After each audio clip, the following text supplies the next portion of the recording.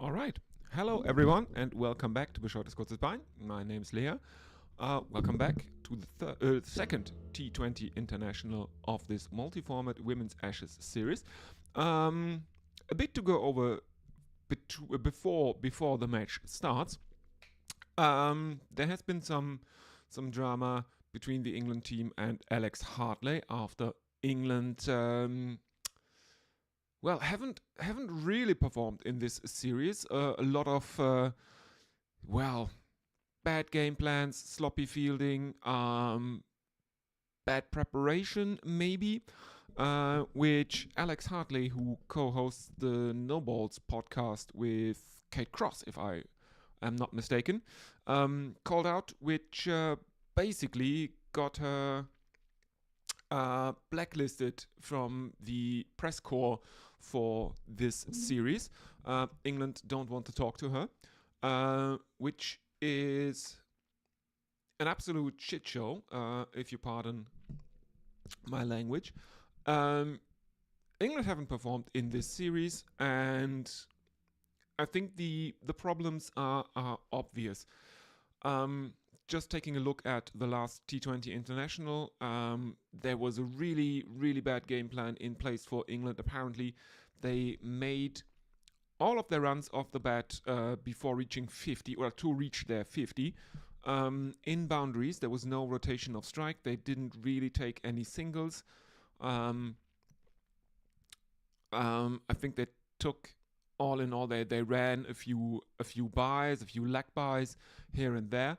But overall, the majority of their runs came from very, very risky lofted shots.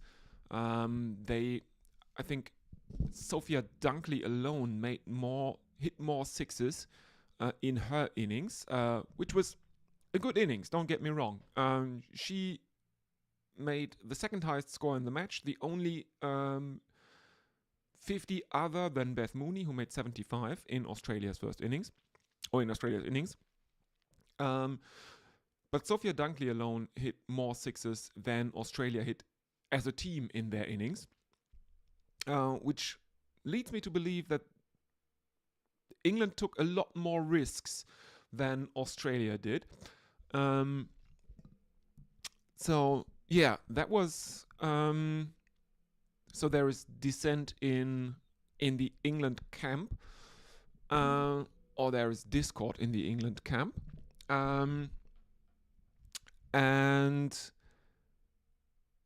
Australia have already retained the Ashes by winning the first T20 International. And another interesting factoid is the fact that in the first T20 International of the Women's Ashes, the England women were none for one in the first over. And in the first T20 International in Kolkata yesterday, between the England men's T20 team and India, England were also none for one in, I think, the first over. So, yeah. In none for one in consecutive T20 internationals. What are the odds? Anyway, let's have a look if anyone is with us before I give you news of the teams and the toss. Stephen Kelk is with us. Good morning, Lea. Good morning, Stephen. And if you want to get in touch with the stream as well, you can always use the YouTube chat, or you can use the @linuxlea.bsky.social handle on Blue Sky. I will monitor both social media channels throughout the match, and I will I will read out your messages in between overs, probably. But let's have a look at team news. For this match, both teams are unchanged from the first T20 International. Let's get over it very, very quickly. Georgia Vall, Beth Mooney, the wicketkeeper, opening for Australia. Then it's Phoebe Litchfield, Elise Perry, Annabel Sutherland, captain Talia McGrath, Grace Harris, Georgia Wareham, Alana Kim, Kim Garth, and Megan Schutt bringing up the tail. England have a lineup of Maya Bouchier, Daniel Wyatt Hodge, Sophia Dunkley, Ned Silver-Brunt, Heather Knight the captain, Amy Jones the wicketkeeper, Freya Kemp, Charlie Dean, Sophie Eccleston, Sarah Glenn, and Lauren Bell. There, there are some injury woes for Australia, very minor injury woes if you are looking at the results of the series so far. Australia have won every match, 3 one-day internationals and a T20. Let's have a look. Ash Gardner is continued to be assessed daily, and her availability for the third T20 international is still not confirmed.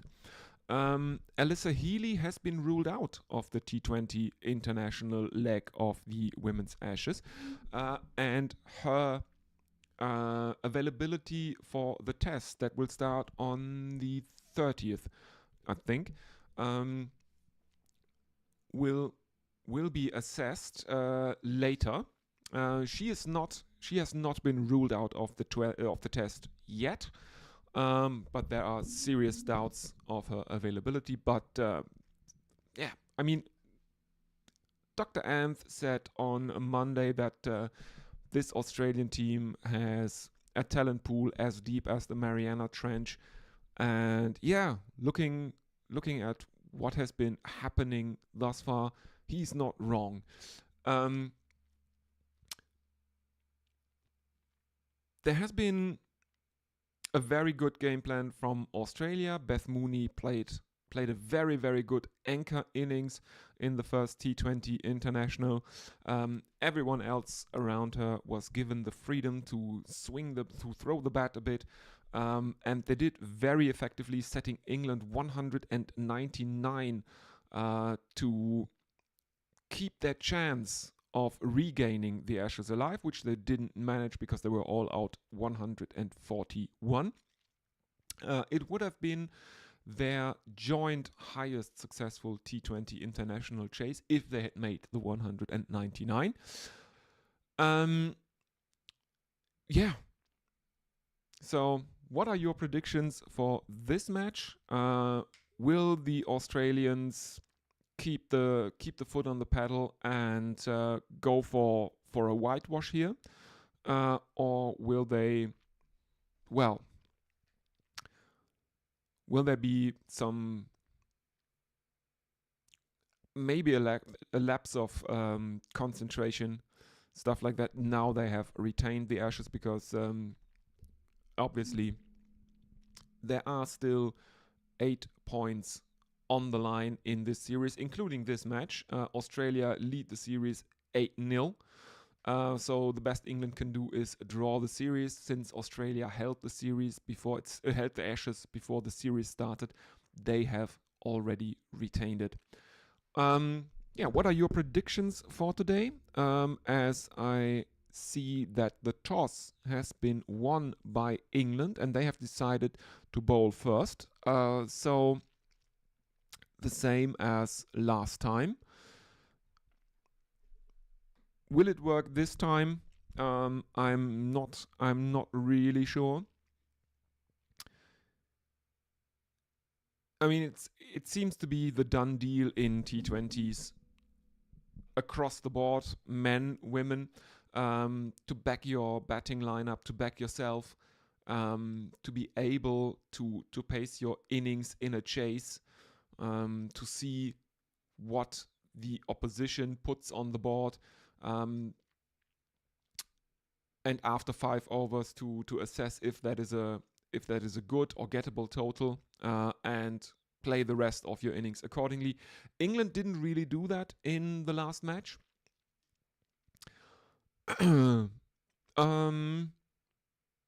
Now we are seeing some stats. T20 international since the Ashes 2023.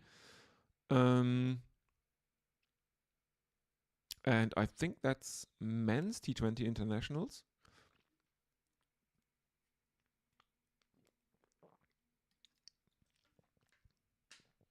But that is neither here nor there. So, a T20 international from Canberra. Oh yes, and another public service announcement I will have to make. I was under the impression that Guerrilla Cricket and White Line Wireless would cover the test match, which apparently is in jeopardy because the test match is played in Melbourne. It's the first ever day-night test played in Melbourne. And the Gorillas were counting on some of the White Line Wireless people who are also in Melbourne to be able to host the stream, because the Gorillas can only manage one night where they have enough, where they can get any people into the studio, into Gorilla Towers, to start the stream and manage the broadcast. And apparently everyone at White Line Wireless has gotten tickets for all days of the test, so no one there to man the studio. I am very, very sorry, but I don't think I can do that. I would have to do it all by myself again, basically, because it's been a bit unreliable. People that said that they would jump in on commentary, and I did basically 90% of the Border Gavaskar Trophy on my own. Did all 5 tests there, and I don't think I can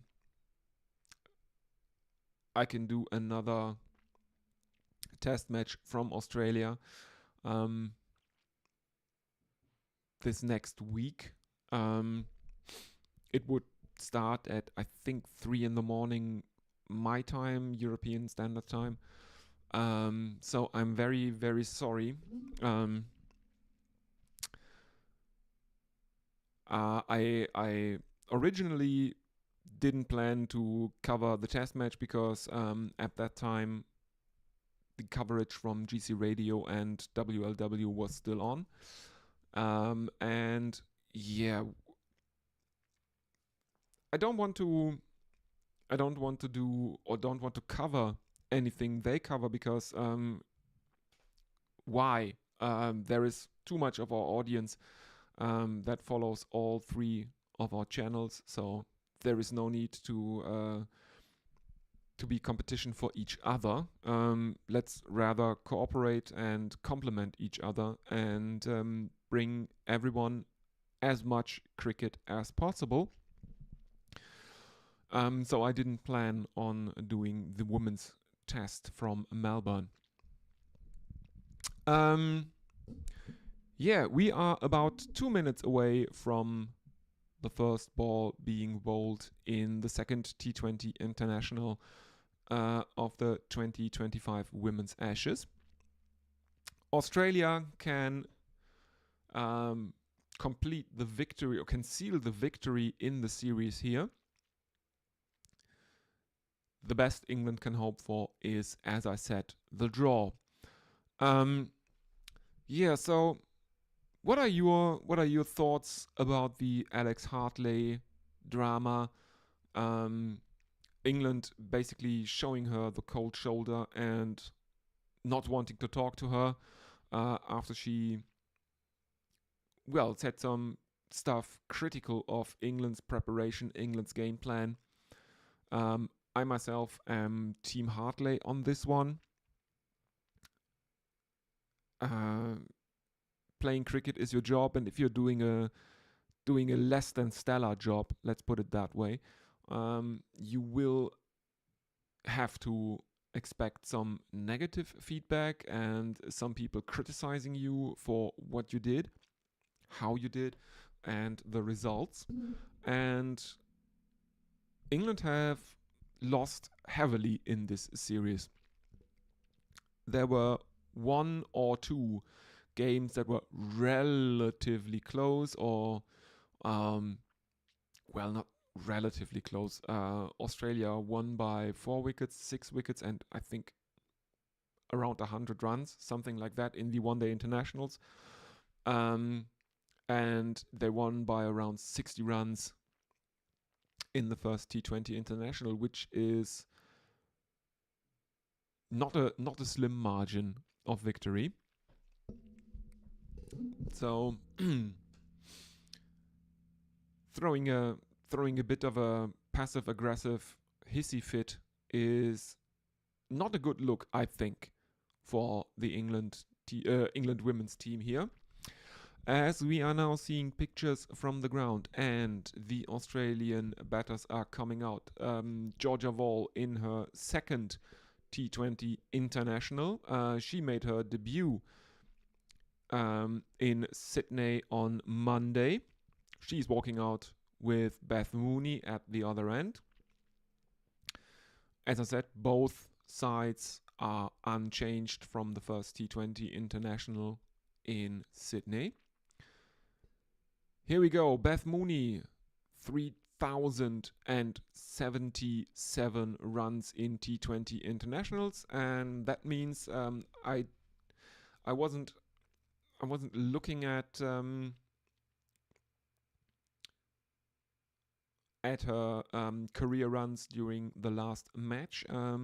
So it looks like she broke the 3,000 run barrier the match before Sydney. And England are starting with Freya Kemp, who has best figures of 2 for 14 in T20 internationals. And there is again this stupid Ashes Ignite graphic on the screen, which makes no sense. It was ignited before, then it turned into ashes. Those are spent. You can't reignite them. Not without considerable fuckery with thermodynamics, at least. Freya Kemp is starting to Beth Mooney, the left-hander, and Freya Kemp bowls right arm around the wicket to Mooney. First ball, left arm over the wicket, to Mooney. First ball is a dot ball. Second one is another dot ball as Mooney plays that one out to backward point. Australia remain on 0 for 0.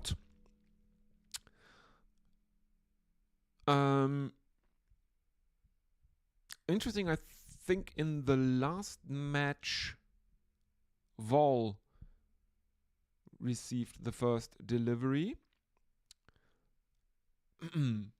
As Mooney squeezes one out to mid-off and Australia are off the mark. They take a single. Let me have a look. Something is fucky with my broadcast again. So let me confirm for you that the Australians are off the mark with a single.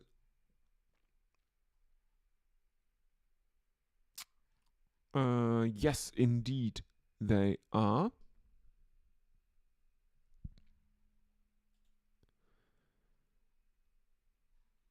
Now I'm seeing replay of that single.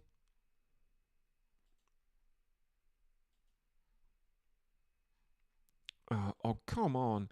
This Australian summer, the broadcaster has really not done a very, very good job. The scoring ribbon has been wrong constantly, has been glitching out quite heavily. Not just during the women's matches, but also during the Border Gavaskar Trophy. They were really up against it.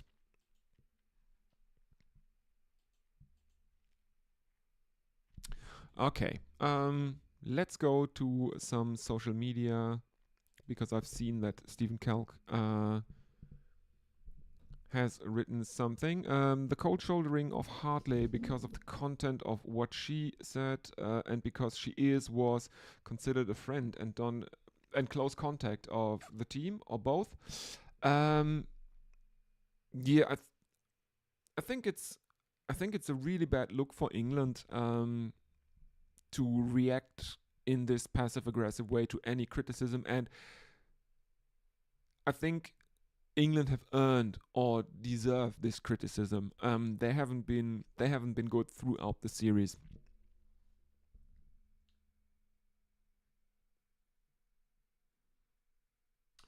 Yeah, Stephen Clark is. Yeah, exactly. It's really interesting because she was an international for England as well, and I think I think there is some lingering feeling of loyalty owned from the England team's perspective, which obviously doesn't really make any sense because that's not her role anymore. She's a pundit now, and she would be criticized for giving or for doing puff pieces for the England team. Um, she would be criticized by the listeners, by the fans, if she didn't put out stuff that criticizes England when England fuck up.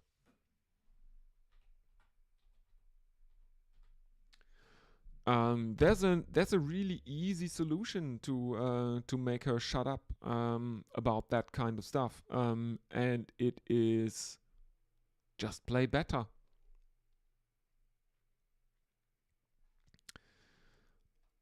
Uh, my stream is again frozen. I don't know if there is any. Let me see.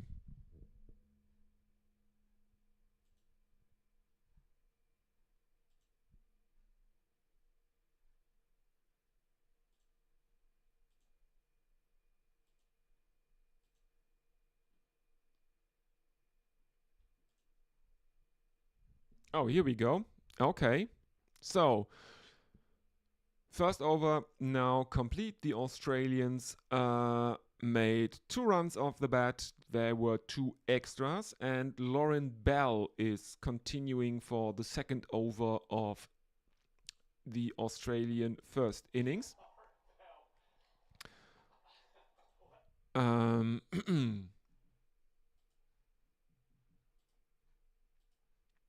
and the first delivery she bowls finds the boundary. That's the first boundary of the Australian innings. It is a 4 to Beth Mooney as Bell is bowling right arm over the wicket.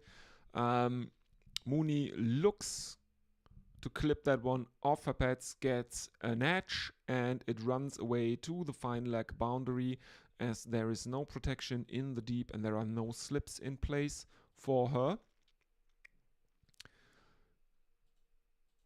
In comes Bell again. And this time, Mooney tries to flick it off her pads again, plays across the line of the delivery. There is an appeal for caught behind by Amy Jones from behind the stumps. It is not given out on the field by the umpire, and Heather Knight is not willing to risk a review for that very, very speculative shout from Amy Jones, as we are seeing that she from from Amy Jones, but we see that Lauren Bell is getting a lot of seam movement, and it seems to the leg side of Beth Mooney, misses the bat. There is no run. Third delivery is another dot ball. Australia 8 without loss. Beth Mooney averages 101.5 in 9 innings at the Manuka Oval in Canberra.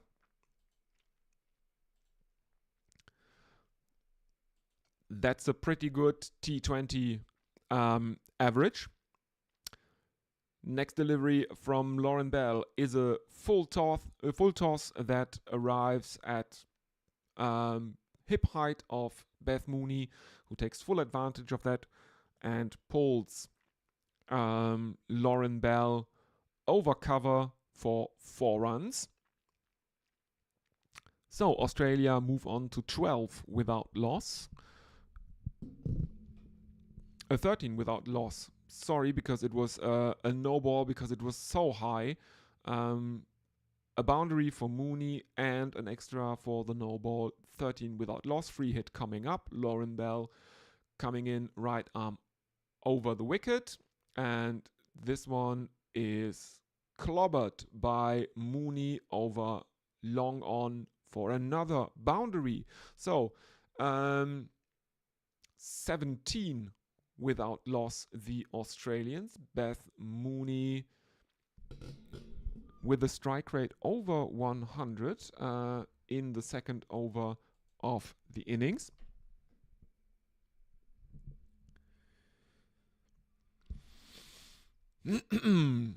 (14 of 10 Mooney taking strike and taking guard again, and Bell comes in. Mooney pushes it into the offside. They take a run. There is a fielder coming in from a backward point, and Georgia Wall should have been run out, as the fielder who is coming in from backward point dives forward and throws the ball underhand at the stumps. She has only one stump to aim at, to be fair, but she is only 2 meters away from the stumps, misses, and Georgia Wall gets alive. That's a missed opportunity by England for a run out. Again, sloppy in the field as Georgia Wall drives at the final delivery of Lauren Bell's first over. It is stopped at mid-off though, and there is no run. 18 for no loss, Australia though. 2 overs gone.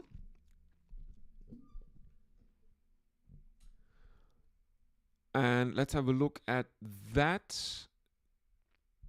It's a missed, caught and bowled by Lauren Bell.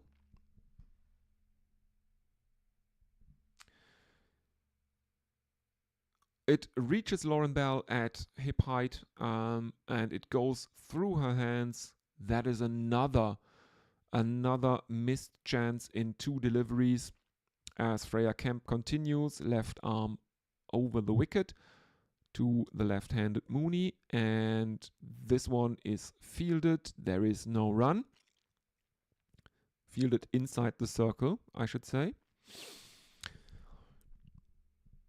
As we are seeing a face painting booth for kids somewhere in the facility. In comes Kemp again, left arm over the wicket, defended back into the pitch by left-hander Beth Mooney, fielded by Kemp, and there is no run. Australia remain on 18 without loss.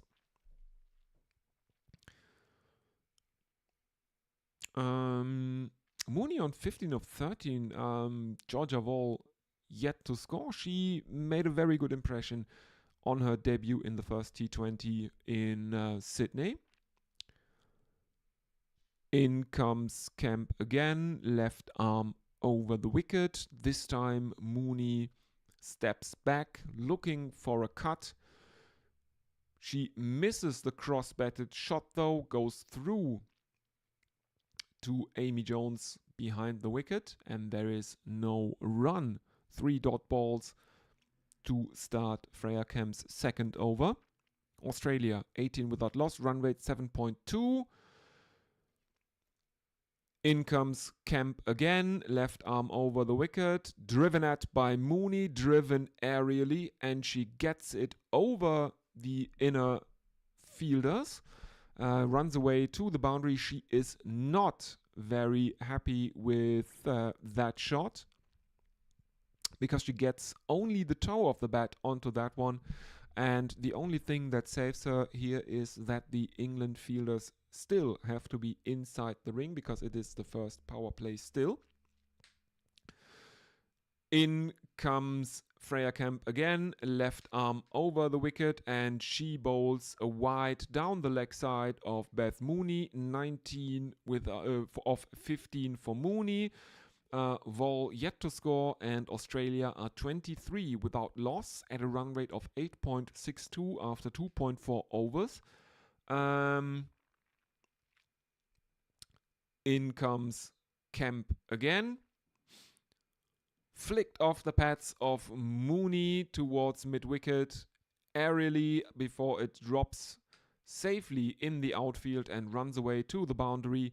That is another boundary, and Beth Mooney moves on to 23 of 16. She is looking determined to do what she did in the first T20 International, and that is give Australia a very, very solid platform in the power play. 27 without loss, one more delivery in Freya Kemp's second over to come. Mooney is on strike for the final delivery. In comes Kemp again. There are no fielders close behind the wicket. Clipped off the pads towards mid-wicket, where it is misfielded by England captain Heather Knight, and the Australians can run a single on that misfield. 28 without loss. Mooney 24 of 17. Georgia Wall on none of 2. Let's have a look if anyone is with us.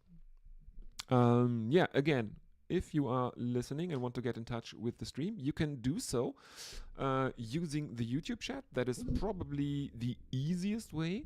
You can also use Blue Sky. You can see some Blue Sky handles on your screen. You should follow all of them, but the top one is the one that I will be monitoring throughout this match and for the third T20 International as well.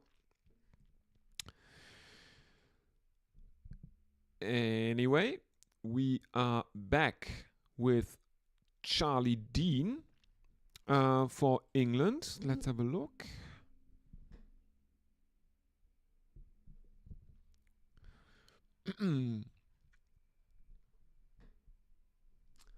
Charlie Dean into the attack in the fourth over. So England going to some off breaks inside the power play. First delivery is a dot ball. Second one is pushed out into the offside by Beth Mooney, where it's fielded at backward point. There is no run. Mooney was thinking about stealing a quick single here before she realized that the fielder at backward point is in closer than she thought. Next delivery as Charlie Dean continues right arm around the wicket, and this time Mooney does what she did in the first T20 International as well. She comes dancing down the pitch and lofts Charlie Dean over mid-off. There is another boundary in it for the Australians. 32 without loss. Next one, Charlie Dean continues right arm around the wicket, sweep shot by Beth Mooney, but there is a fielder at backward square leg who comes in and stops that one before the Australians can run another single. Mooney, 28 of 21 of that 32 Australian total, as we are now seeing the field for the first time. There is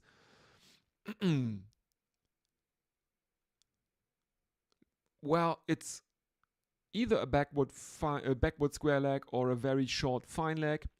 There are fielders in the covers at backward point, and it doesn't really matter because Beth Mooney has found the gap between cover and mid-off. That is Nat Silver-Brunt at mid-off, who is running after it towards the boundary. No chance of catching it. And well, the only contributions to this Australian total thus far have been by Beth Mooney and the England bowlers.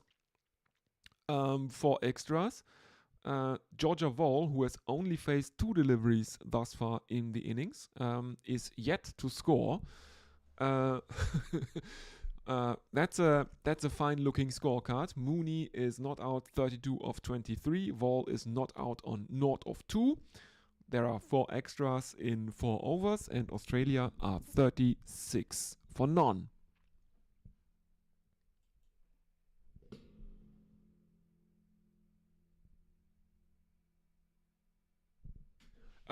Stephen Kalk is asking what England need to improve after this series is done.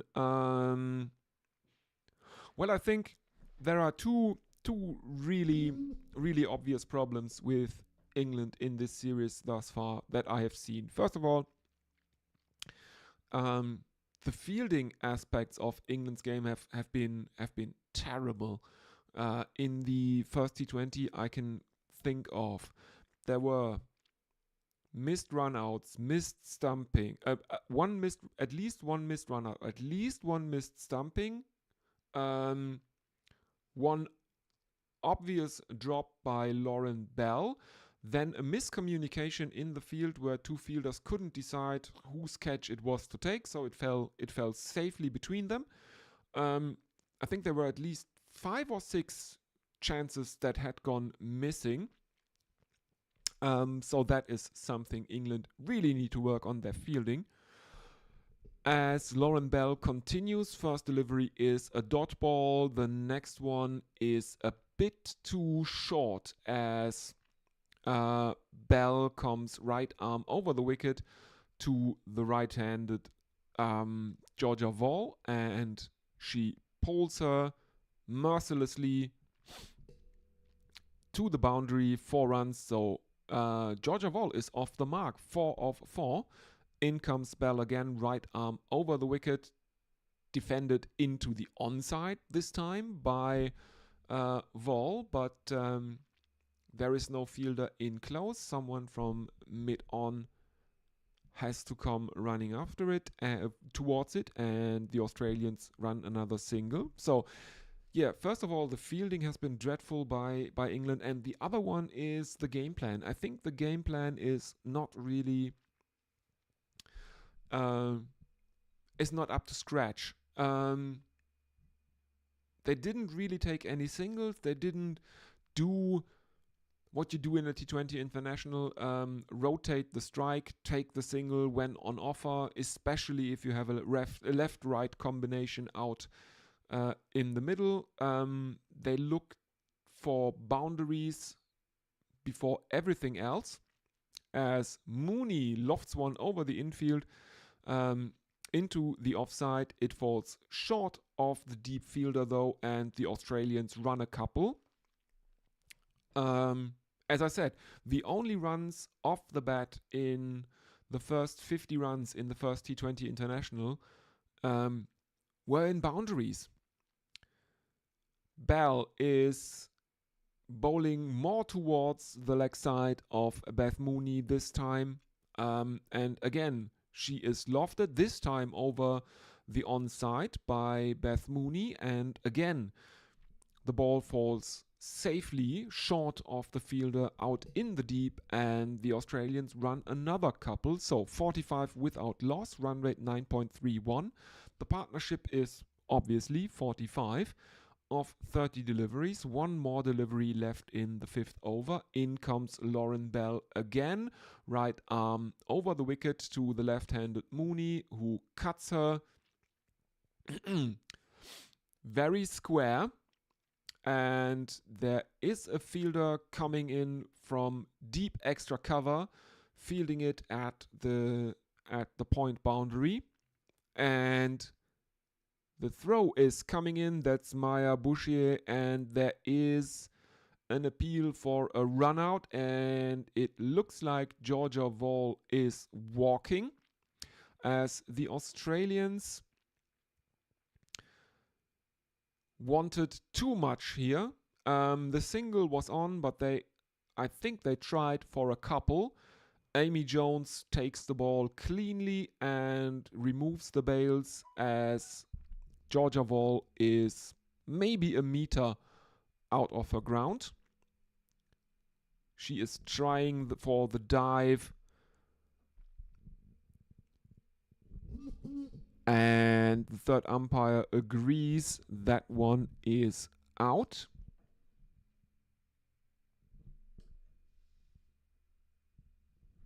Oh no, they were trying for 3, because they get credited with 2 runs here on the scoreboard. So Australia 47 for 1 after 5 overs.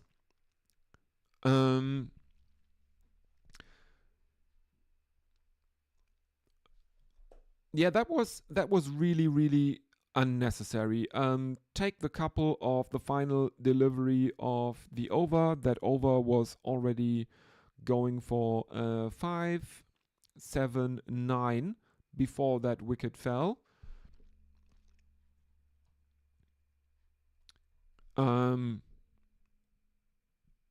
That was unnecessary from the Australians. I know that no risk, no fun, but that was a bit too risky.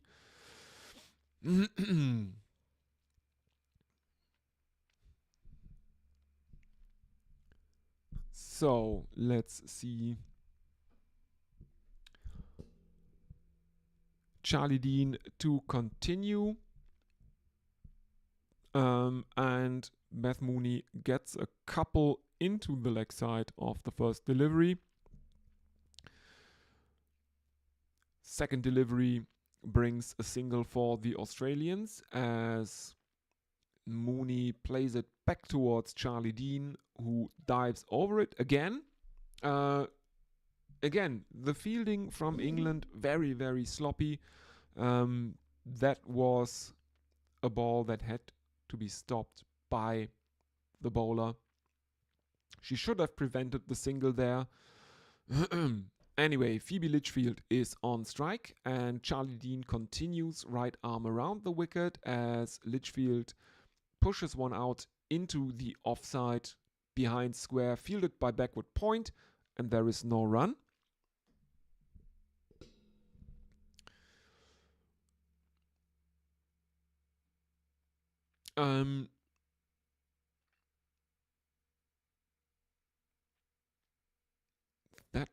That brings up that single brought up the 50 for Australia. So 50 for 1, 5.4 overs bowled, and the Australians are again going along very nicely, as they did in the first T20 International, as Phoebe Litchfield makes her first 4 runs.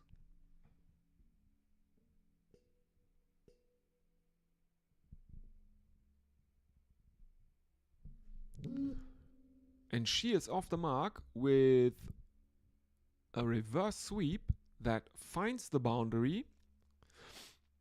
3 England fielders running after that one. Next one is cut, but straight to backward point, and there is no run. So Phoebe Litchfield off the mark with a reverse sweep of Charlie Dean. The run rate is 9 exactly. Australia 54 for 1. The first power play is over. Charlie Dean has figures of none for 15 of 2 overs. There have been 9 fours and no 6s thus far. Let's see, we are seeing shots of the Australian bench now, the dugout.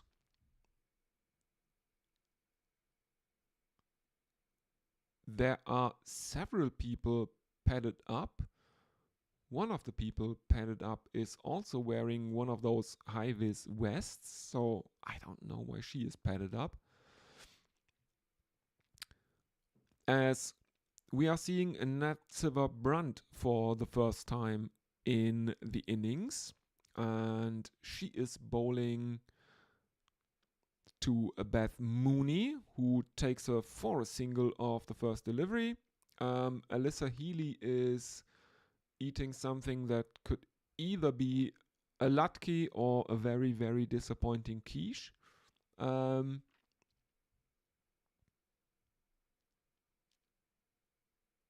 Or the flattest Australian meat pie I have ever seen. Anyway, Phoebe Litchfield gets another single of Nat Silver-Brunt, and now the Australians are doing what England didn't do in the first T20 international.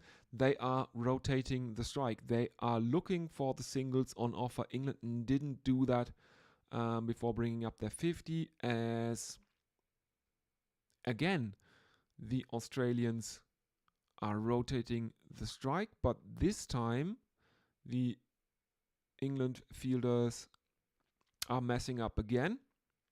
There are overthrows, but the Australians take no risk, no doubt, not wanting to repeat that run out. In comes Nat Silver-Brunt. Amy Jones is standing up to her, and she bowls right arm over the wicket to the left-handed Phoebe Litchfield, who is looking for a cut. It bounces over the top edge of her bat, and it is taken behind the stumps by Amy Jones, who whips off the bails, but there is no appeal for stumping, because Phoebe Litchfield did not lift her back foot a millimeter. In comes Nat Silver-Brunt again. Angles one across Phoebe Litchfield again. This time Litchfield hits the cut, and it runs away to the boundary as the fielder from deep backward point is running after it. There is no chance to reach it, because there is a gully in place, but Gully misses it, falls flat on her face.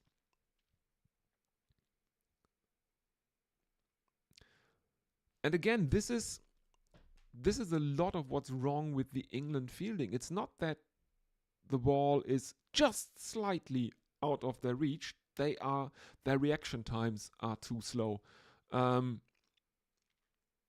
They are diving, and once they hit the ground, the ball has passed them by about 10 centimeters. So just a little mistiming, but it's enough for Australia to be 62 for 1 after 7 overs.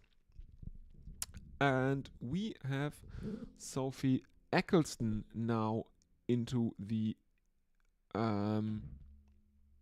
England attack. Some left arm action from England now.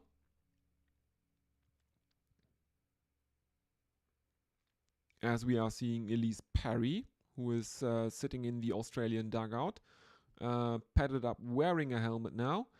In comes Eccleston, left arm over the wicket. And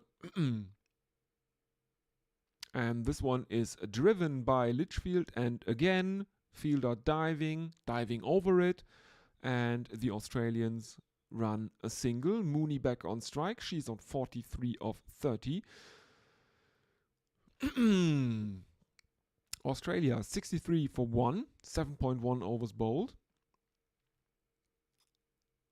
as Sophie Eccleston is coming in again, left arm around the wicket this time, and an on drive from Beth Mooney that is fielded by long on. She is running back towards long on. That ball wasn't really fast. Australia take another single. Phoebe Litchfield back on strike, 64 for 1. 7.2 overs gone. as we are now seeing, yes, there is a long on in place for Litchfield, but the fielder had the time to intercept the ball at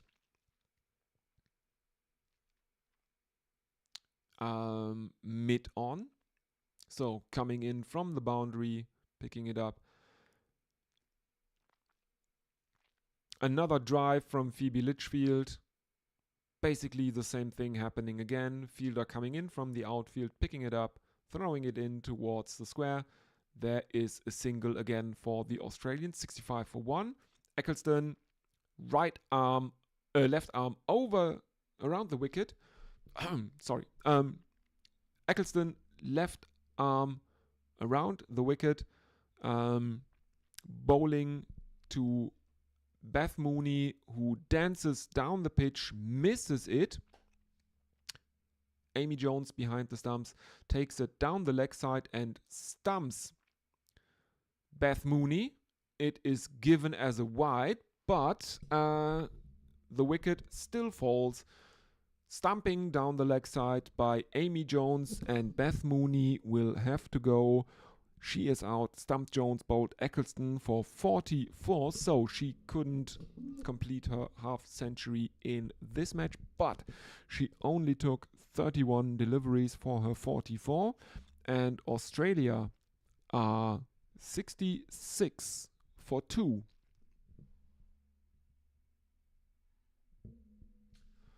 And that should bring Elise Parry at number 4 out into the middle for the Australians. Let's have a look if anyone is with us. Doesn't look like there is anyone in the YouTube chat, but if you are listening, please do get in touch. It's always fun to talk to the audience. And it is indeed Elise Parry, who is now on strike to Sophie Eccleston. And Eccleston continues left arm around the wicket, defended by Parry towards extra cover, and there is no run.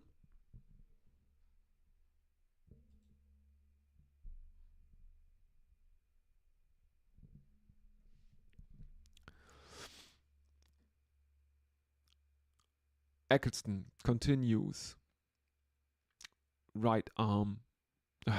Sorry, it's left arm, obviously. Sophie Eccleston is a slow left arm orthodox spinner. Cut into the offside by the right-handed Parry, and there is no run as it is fielded in the ring. Eccleston, left arm around the wicket, onto the toes of Elise Parry, who looks to flick it off her toes, misses it. It bounces off her feet, and the Australians run a leg by, even though there is an appeal for LBW from Amy Jones behind the stumps. It is not given because the impact seems to have been outside the line of off stump, and Australia move on to 67 for 2, run rate of 8.38.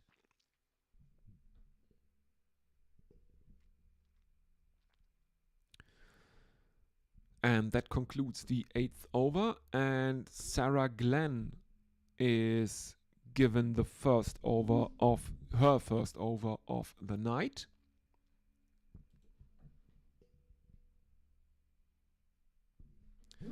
So, some leg breaks now, and she is bowling right arm over the wicket to the right-handed Elise Parry, who drives her very, very straight, and the Australians take a single. So Phoebe Litchfield is back on strike. Let's see what Sarah Glenn will do here. Looks like she will come right arm around the wicket to the left-handed Litchfield. Yes, indeed, she will. In she comes, and this one is defended towards cover. There is no run.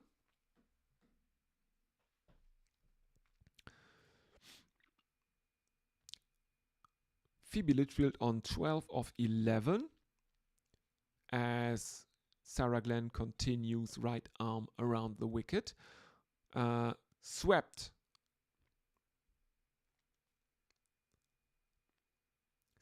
by Litchfield, and there is a single in that, so Elise Perry is back on strike. Australia 69 for 2, a run rate of 8.12. In comes Sarah Glenn, very, very full and driven by Elise Perry, and that one is another single. Perry on 2 of 5, Litchfield on 13 of 12. And those relatively quick 2 wickets seem to have reined in the flow, stemmed the flow of runs a bit, as Sarah Glenn continues right arm around the wicket to the left-handed Phoebe Litchfield, who goes down on one knee looking to sweep. Sarah Glenn misses it though and is hit in the tummy. Impact is way outside of stump though. No use of appealing for hit wicket of appealing for LBW there. Next delivery, final delivery of the over, as Sarah Glenn continues right arm around the wicket, gives Litchfield too much width, and this one is there to drive, and Litchfield obliges Sarah Glenn, drives her aerially towards the boundary, 4 runs to end the over. And Australia are 74 for 2, 9 overs gone, 7 runs off this one. Let's have a look if anyone is with us. Oh, it's again jumped to top chat. No, okay.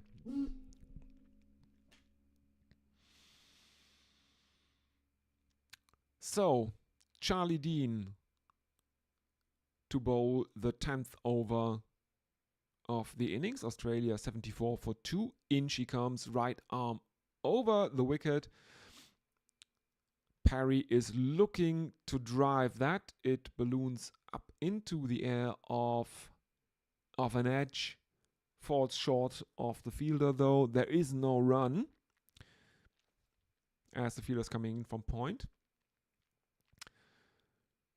Perry again looking for a booming drive, gets an edge to it, the ball balloons up, and this time it is fielded, it is caught in the offside. I think that's Maya Bouchier, who had a bit of a shocker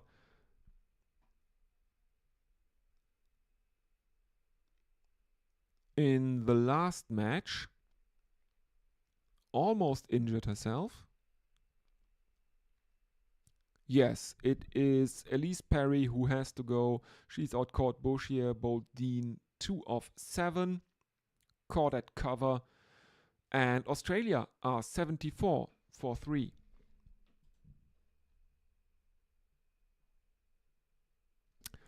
And it looks like this is a drinks break, and I will take a very short break and be with you again after that. So, yeah, thank you everyone. I will see you shortly.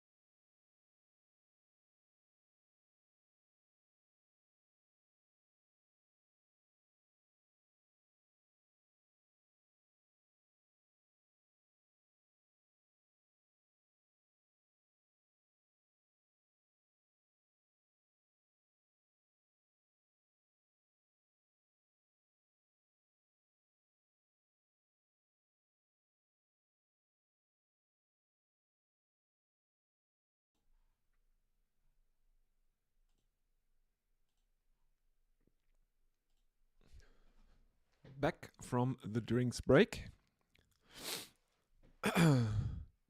And Charlie Dean continues a single.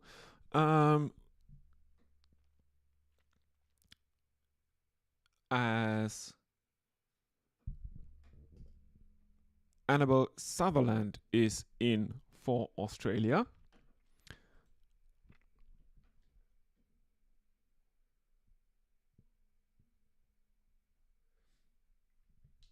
And the next delivery is another wicket. Phoebe Litchfield has to go. She is bowled behind her legs as she is looking to scoop Charlie Dean.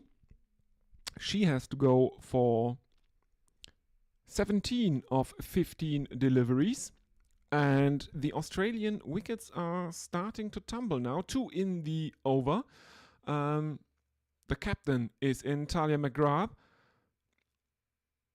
Australia 75 for 4, and it looks again like it did in the first T20 International when the English bowling picked up quite a bit during the latter half of the innings.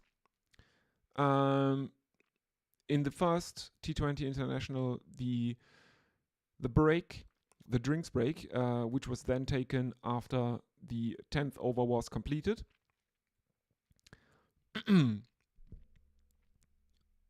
the English bowling looked a lot more threatening. What is going on here now as Charlie Dean is bowling to Talia McGrath? There seems to be a shout for LBW. The Australians seem to think that it is not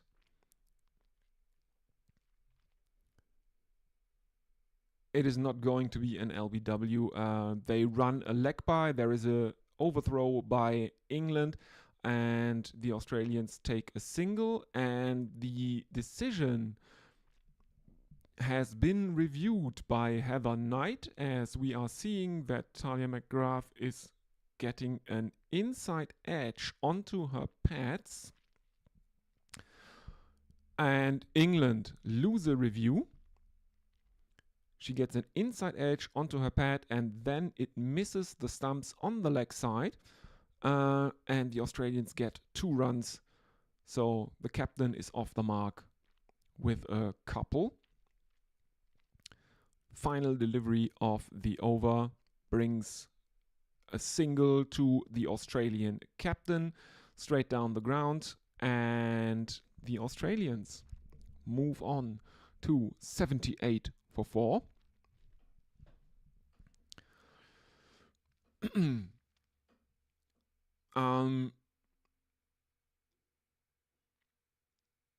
This time it's not such a dominant performance in the first half of the innings from the Australian batters as it was in the first T20 International. There's been a lot of sloppy fielding by England, though, again.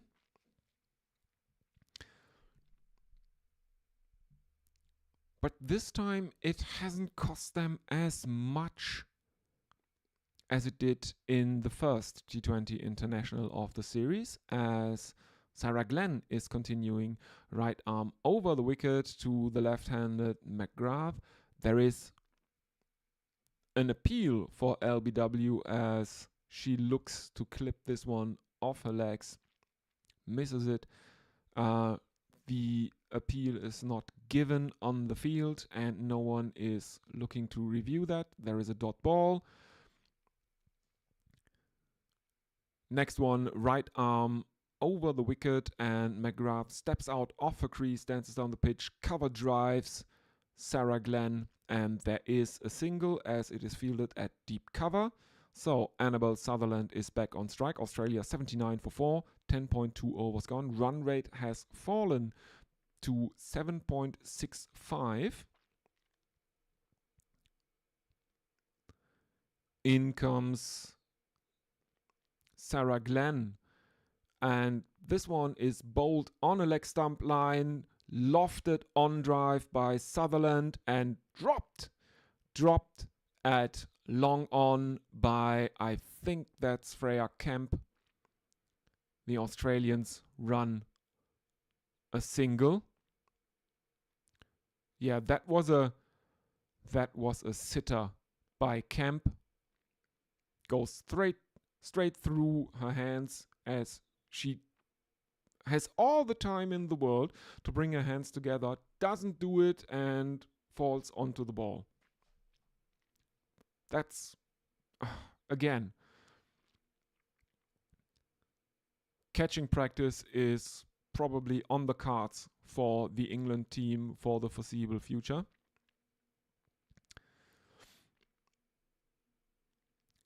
As there is another single to McGrath, Sutherland back on strike, Australia 81 for 4, as we are seeing Nat Silver-Brandt blowing onto her hands.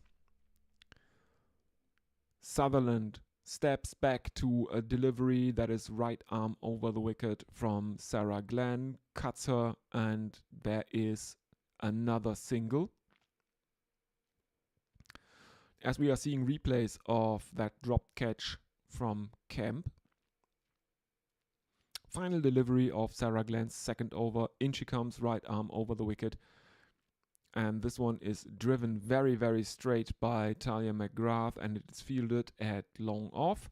And the Australians have run another single, 83 for 4. Run rate of 7.55, and the English bowlers are able to keep the Australian bats a bit quieter.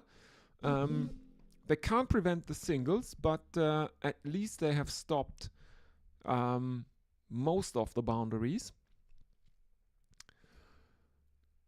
So, let's have a look if anyone is with us. Nothing. There seems to be nothing on Blue Sky. Let's have a look at YouTube. Nothing on the live chat. Eccleston continues.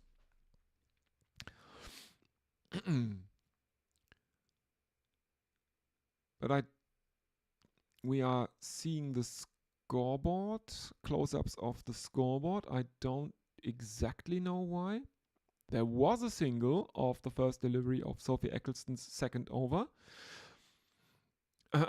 So, Annabelle Sutherland is now on strike as Eccleston continues left arm around the wicket, lofted into the onside by Sutherland, fielded near the boundary, and there is another single. So the Australians keep rotating the strike.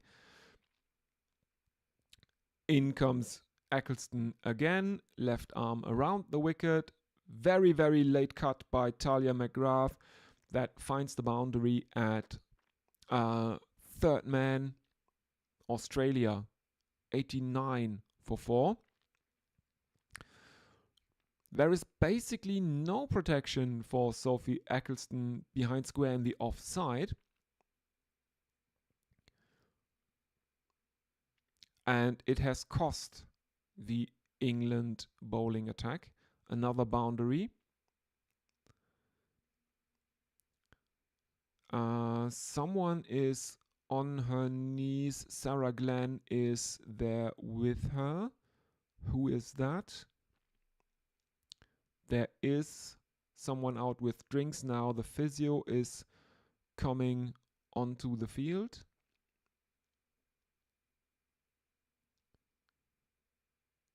Someone is in trouble. Let me have a look if ESPN Crick Info can enlighten me.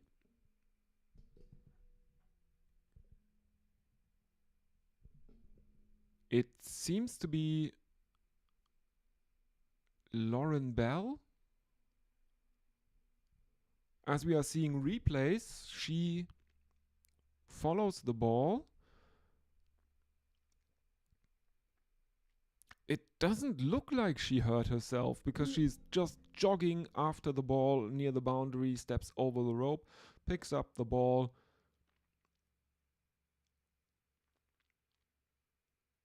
That was a. I couldn't tell you from the replay what happened there, but there is some members of the support staff out with her. Let's have a look if Cricinfo can tell me what's going on here.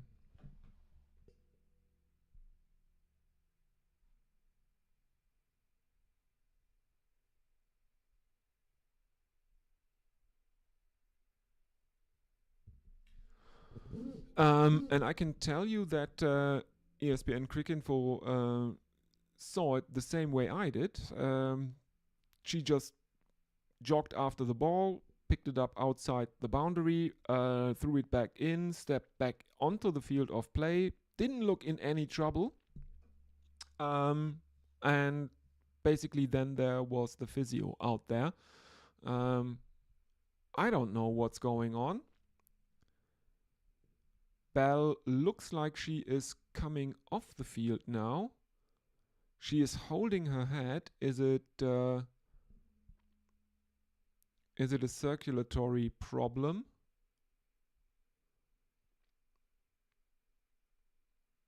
Looks like she got up too fast, something like that. And her blood pressure dropped, something like that.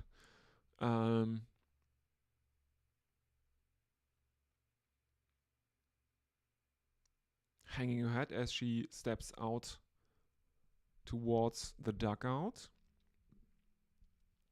As Eccleston continues her over.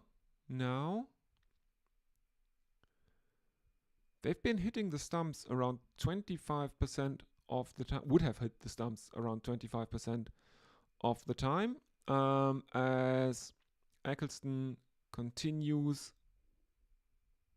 with 3 more dot balls to end her second over. 12 overs gone. Australia 89 for 4, Sutherland on 4 of 4, McGrath on 11 of 11. The run rate 7.42.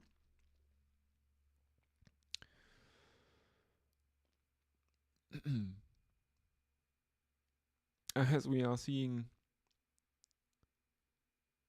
pictures of the Australian dugout, Alyssa Healy still happily munching away on something. As we are seeing who is in next for Australia, Harris followed by Wareham, and then it is King. Nat Silverbrandt continues, right arm over the wicket to Annabelle Sutherland. This one wide down the leg side. Taken by Amy Jones, who is keeping up to Nat Silverbrandt. She takes it down the leg side, whips off the bails, but Annabelle Sutherland has never lifted her back foot. So it's just a wide.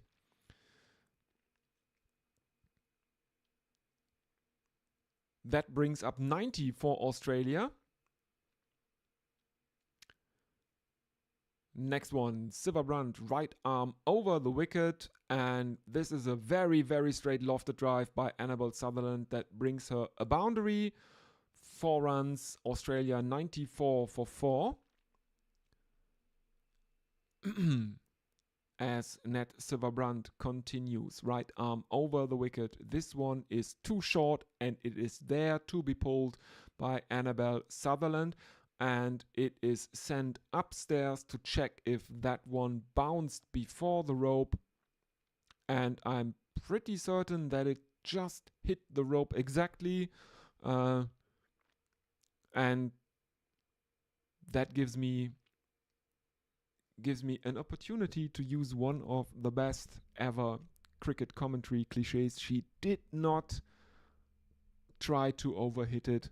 Perfectly calibrated 6 hitting into the leg side by Annabelle Sutherland, as it is given as a 6. And that means Australia bring up their triple figures 100 for 4 after 12.2 overs, which means the run rate has also climbed up back over 8, 8.11 now. Next one, Silverbrandt, right arm over the wicket, straight drive from Sutherland. Silverbrandt is unable to stop it, and there is a fielder coming in from long off who is stopping the boundary. The Australians take a single though, 101 for 4. Full toss, right arm over the wicket from Nat Silverbrandt. That is deposited into the leg side by Annabelle Sutherland, and the Australians take another by Talia McGrath, and the Australians take another single. So Sutherland is now back on strike, 102 for 4. 2 more deliveries left in Nat Silverbrandt's second over, as she bowls right arm over the wicket wide outside the off stump of Annabelle Sutherland, who uppercuts it. 2 England fielders running after it, stopping it at deep third man, and the Australians have run a couple, 106 for 4.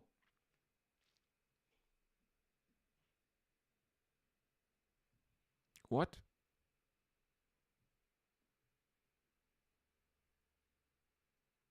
$104 for 4?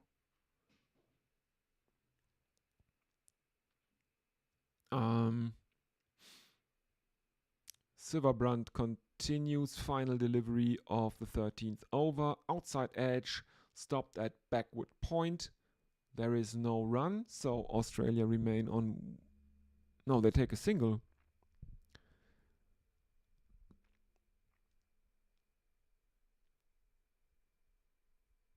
This is really, really bad.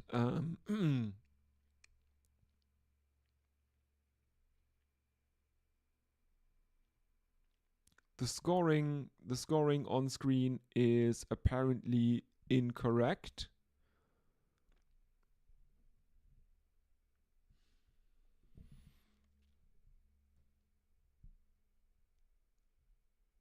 As we are seeing close-ups of Sophie Eccleston.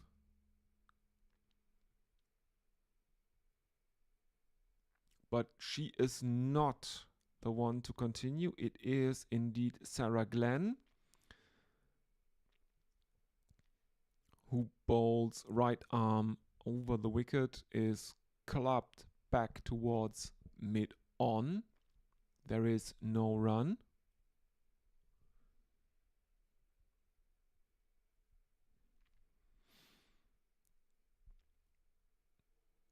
As she continues, right arm over the wicket, and this one is clubbed for 4 over mid-wicket by McGrath, and the Australians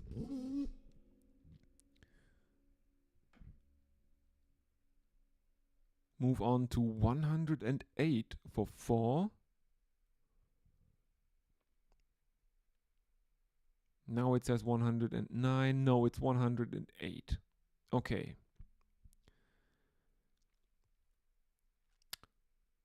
Next one, right arm over the wicket, and Talia McGrath steps back towards the leg side, finds the boundary at long on, and the Australians move on to 112 for 4.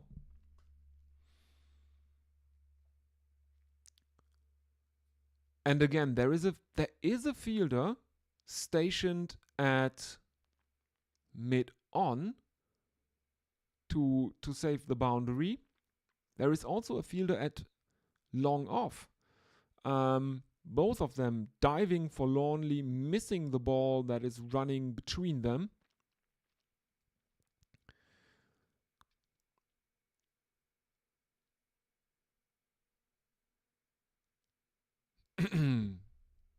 Next one is a dot ball from Glenn, who continues right arm around the wicket this time, wide down the leg side, but Talia McGrath manages to get a bat on that one. Australia take a single, 113 for 4, as she is mistiming a pull into the leg side. Glenn again, right arm over the wicket, driven to cover by Sutherland. And the Australians take another single, 114 for 4. 14 overs gone. Let's have a look if anyone is with us.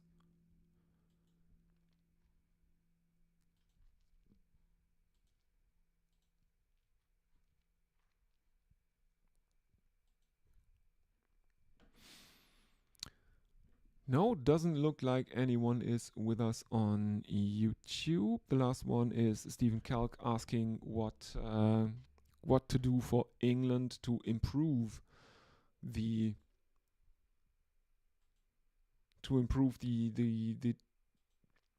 team performance. I think again the fielding has not been good by England. Let's face it.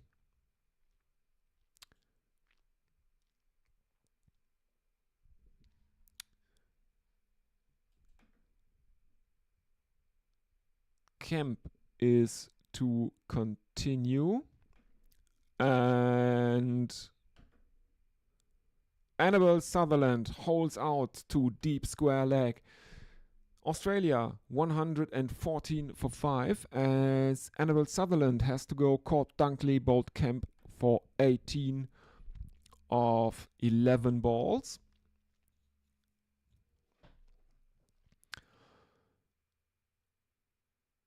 That brings Grace Harris out into the middle, who can only play out Kemp for a dot ball of her first delivery.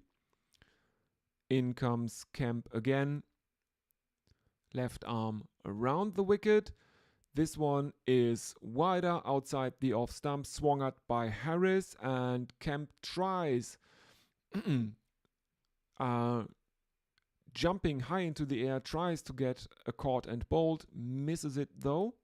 I think she gets a few fingertips to it, can't hold on though, and Grace Harris is off the mark with a single. Australia 115 for 5. The run rate is 7.93 as Kemp continues, this time to McGrath. Cut, but there is a fielder at point, and there is no run. 115 for 5. 14.4 overs gone.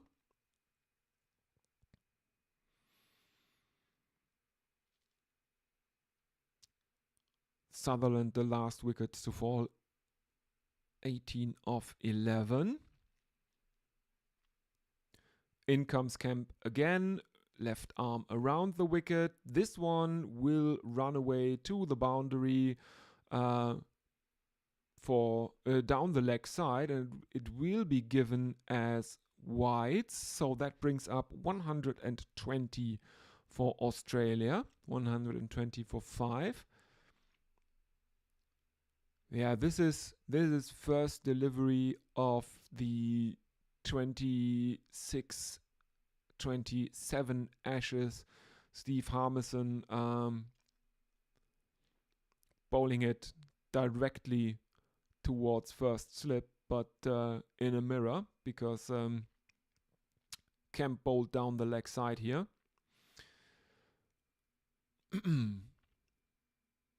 The next one brings the Australians another single. Harris now back on strike. She's on 1 of 2. Talia McGrath, the captain of Australia, 22 of 19 at the other end. Australia are 121 for 5. The run rate 8.16, 14.5 overs gone. In comes Freya Kemp, driven to cover by Grace Harris, and the Australians get another single. 15 overs gone, 122 for 5. Let's have a look.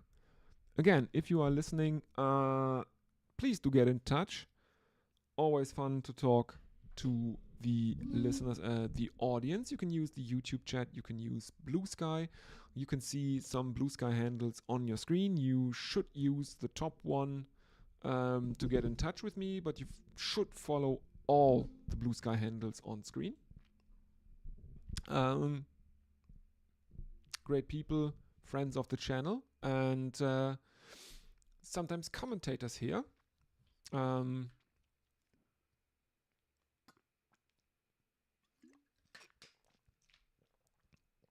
Added Jazz and History of Everything all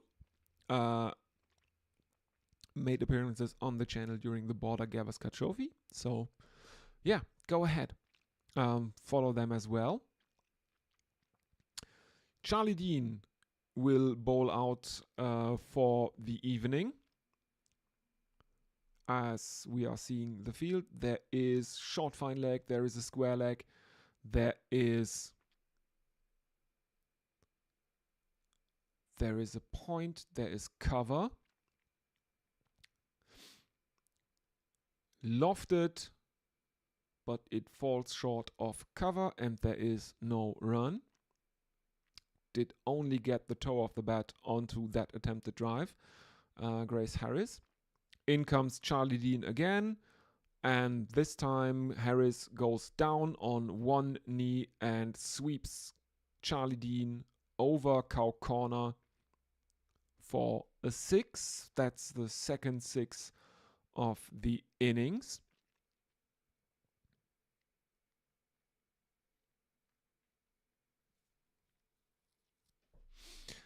And the Australians move on to 128 for 5. Dean continues right arm over the wicket. There is an appeal for LBW. The Australians are a bit flustered and a bit confused, don't know what to do. There is almost a run out as Harris hesitated, looked towards the on-field umpire about the LBW shout.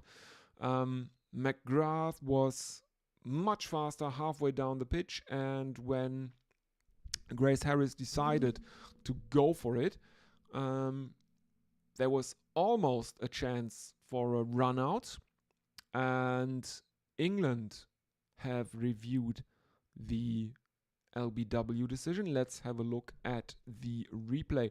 In comes Dean, right arm over the wicket. It pitches on middle and leg.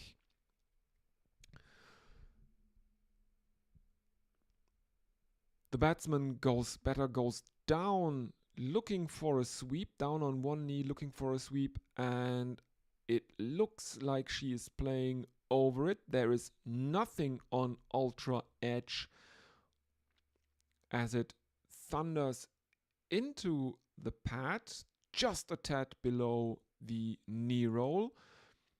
The impact should be in front of leg stump, as far as I can tell. Let's see if it is going down the leg side. Pitching in line, impact in line, and it is umpire's call on the wickets by a fraction of an inch. So the decision on the field stands, not out, but England retain the review on account of it being umpire's call. It is therefore given as leg byes. Australia 129 for 5, run rate 8.32. Dean continues. An attempt at a reverse sweep by McGrath. There is again an appeal by Amy Jones for LBW. The umpire is again not impressed, and the Australians are held to another dot ball. Driven by McGrath back towards the bowler, who can't stop it, and there is again a fielder coming in from long off, who keeps the Australians to another single, brings up the 130 for Australia in the 16th over. One more delivery in Charlie Dean's final over of the evening. In she comes again. This one is on the stumps, flicked off the legs by Grace Harris. Fielded at deep mid-wicket, and the Australians have taken a couple of runs, 132 for 5 after 16 overs. Grace Harris is on 10 of 7, and Talia McGrath at the other end is on 23 of 21 deliveries. So, let's have a look if anyone is with us. Come on, everyone. Use the YouTube chat.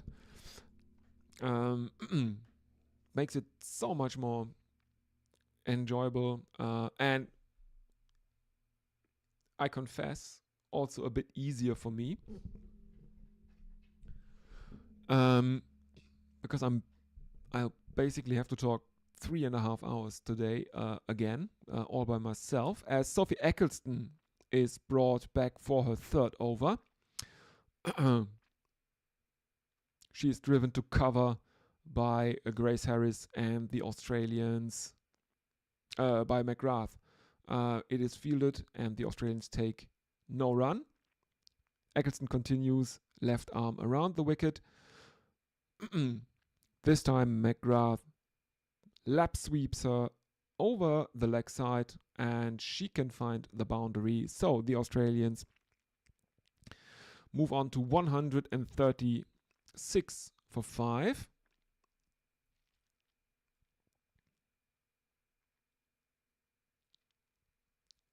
Sophia Eccleston at the non-striker's end with her hands on her head. In she comes again, left arm around the wicket. This one is cut by McGrath and stopped at backward point. There is no run. Australia remain on 136 for 5. Eccleston, left arm around the wicket, very, very wide, and McGrath is looking outside the off stump, fishing for it with a cross-angled bat. There is an appeal for a stumping, I think. It is not given out on the field. And have they reviewed it?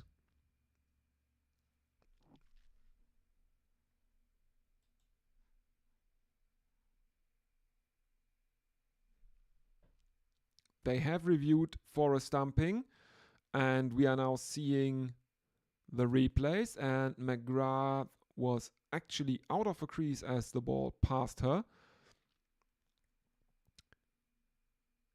Amy Jones takes it cleanly behind the stumps. The split second that Jones gets the ball into her gloves, McGrath is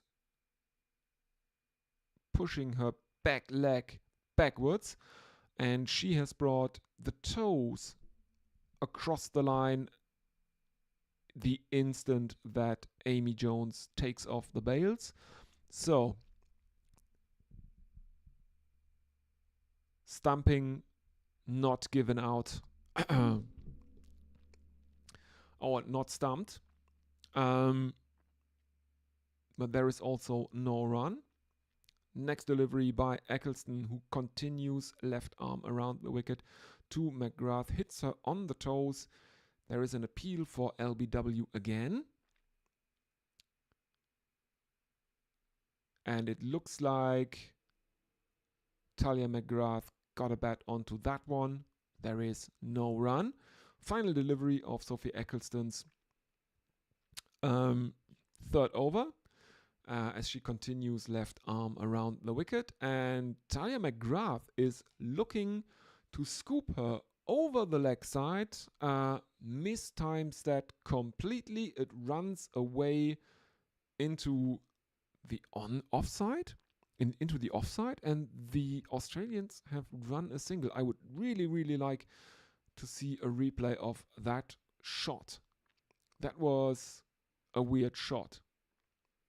Can we see that again, please? looks like we can't, as we are seeing from the striker's stump cam perspective, and I think that is Sarah Glenn running up. Yes, it is Sarah Glenn. That little flourish with her right arm when she has the ball in her hand during a run-up. As she bowls a wide first up. So Australia 138 for 5. 6 more deliveries left. And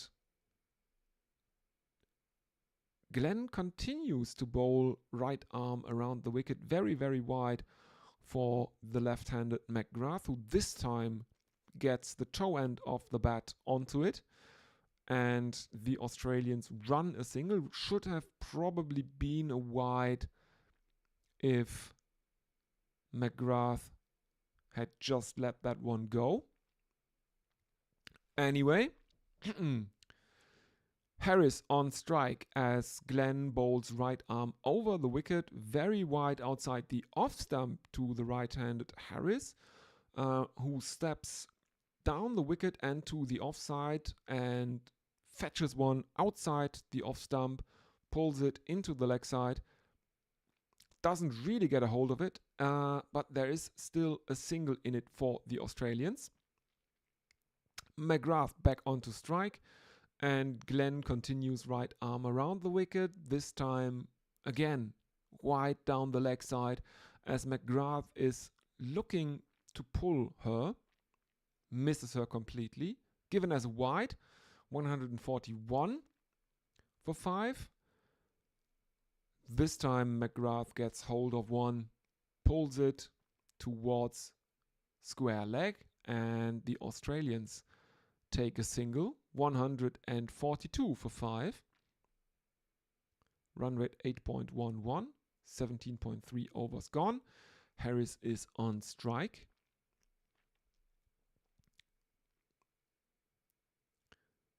Glenn, right arm over the wicket, and Harris lofts her straight down the ground over her head, and she lofts her for 6 runs. Australia 148 for 5 now. Harris on 17 of 9. This one is really, really high and handsome. Touches ground a good way behind the boundary rope.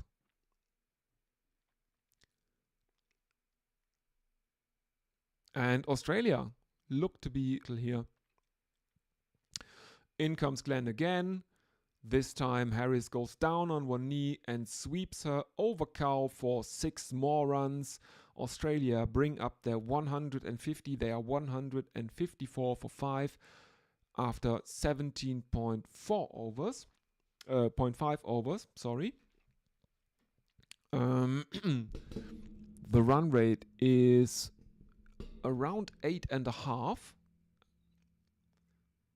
As we are seeing what the broadcaster calls a power bar. 75 meters the distance for that 6 from Grace Harris. Final delivery of Sarah Glenn's final over of the night is outside the off stump, and Harris just plays that out to backward point. There is no run.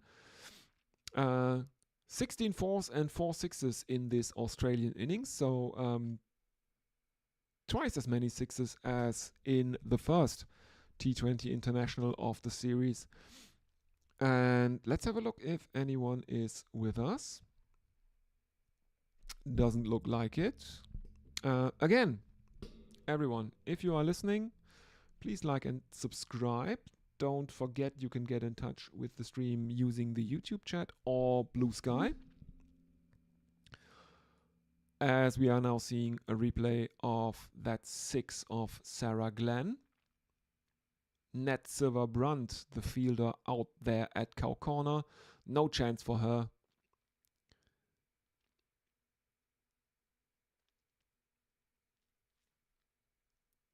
Eccleston bowling out now for the all-important 19th over. And she comes left arm around the wicket to Talia McGrath, who pulls her towards cow corner, and there is a misfield again by two diving England fielders that I think it's Georgia Kemp and Maya Boucher. There is two misfields in one delivery, and it brings the Australians a boundary.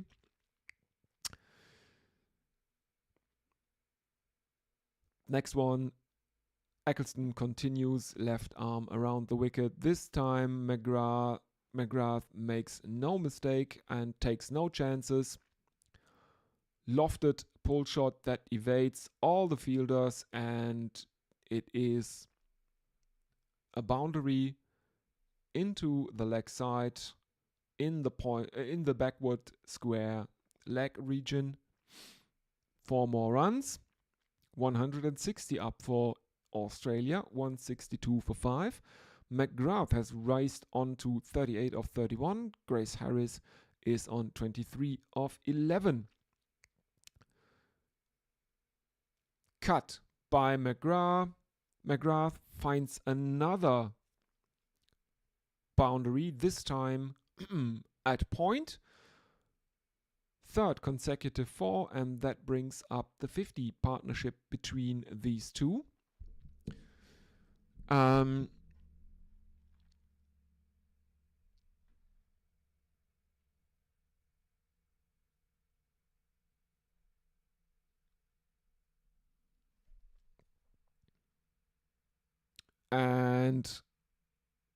McGrath is looking for a lofted cover drive of the 4th delivery.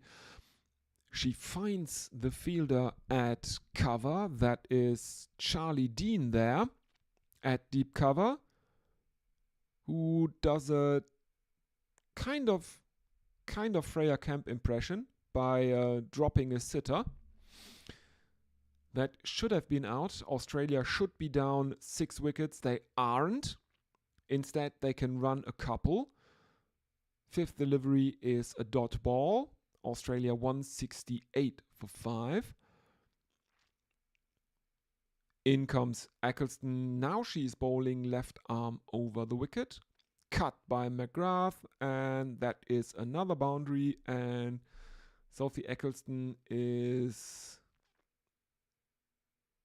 shown hands on her head. She doesn't know what to do.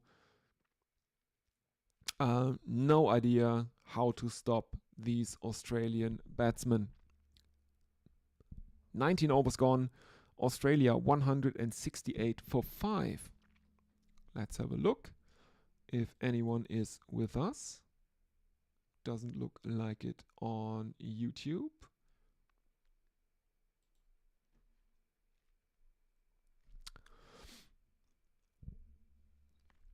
Again, if you want to get in touch with the stream, use the YouTube chat or use Blue Sky.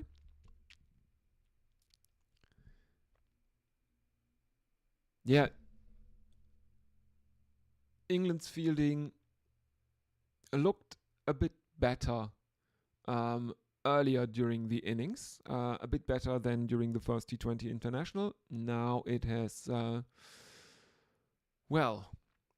have been some unnecessary errors, some unnecessary dropped catches, some run-out chances that have been missed. A lot of boundaries based on misfields. As Lauren Bell is bowling the 19th over. First one is wide, the second one is cut. It's an uppercut by Grace Harris that is fielded on the boundary in the deep third man region. The Australians take a couple of runs, 175 for 5. 5 more deliveries in Lauren Bell's third over. Her figures for the night are none for 28 thus far. Harris is on strike. She's on 25 of 12. Talia McGrath might rue the fact that she might actually miss out on her half century, as she is on 48 of 35, but at the non-striker's end, and Grace Harris is looking to be in the mood to thrash Lauren Bell around for the final over and not give her captain a chance at making a half century. Second legal delivery of the over by Lauren Bell is a wide Yorker that Harris is looking to get a bat on, misses it though. Almost on the tram line. Another very, very wide delivery from Bell, who bowls right arm over the wicket.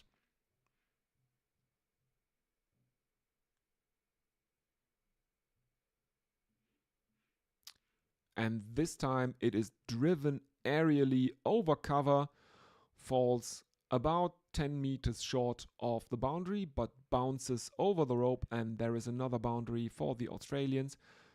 Grace Harris, 29 of 14.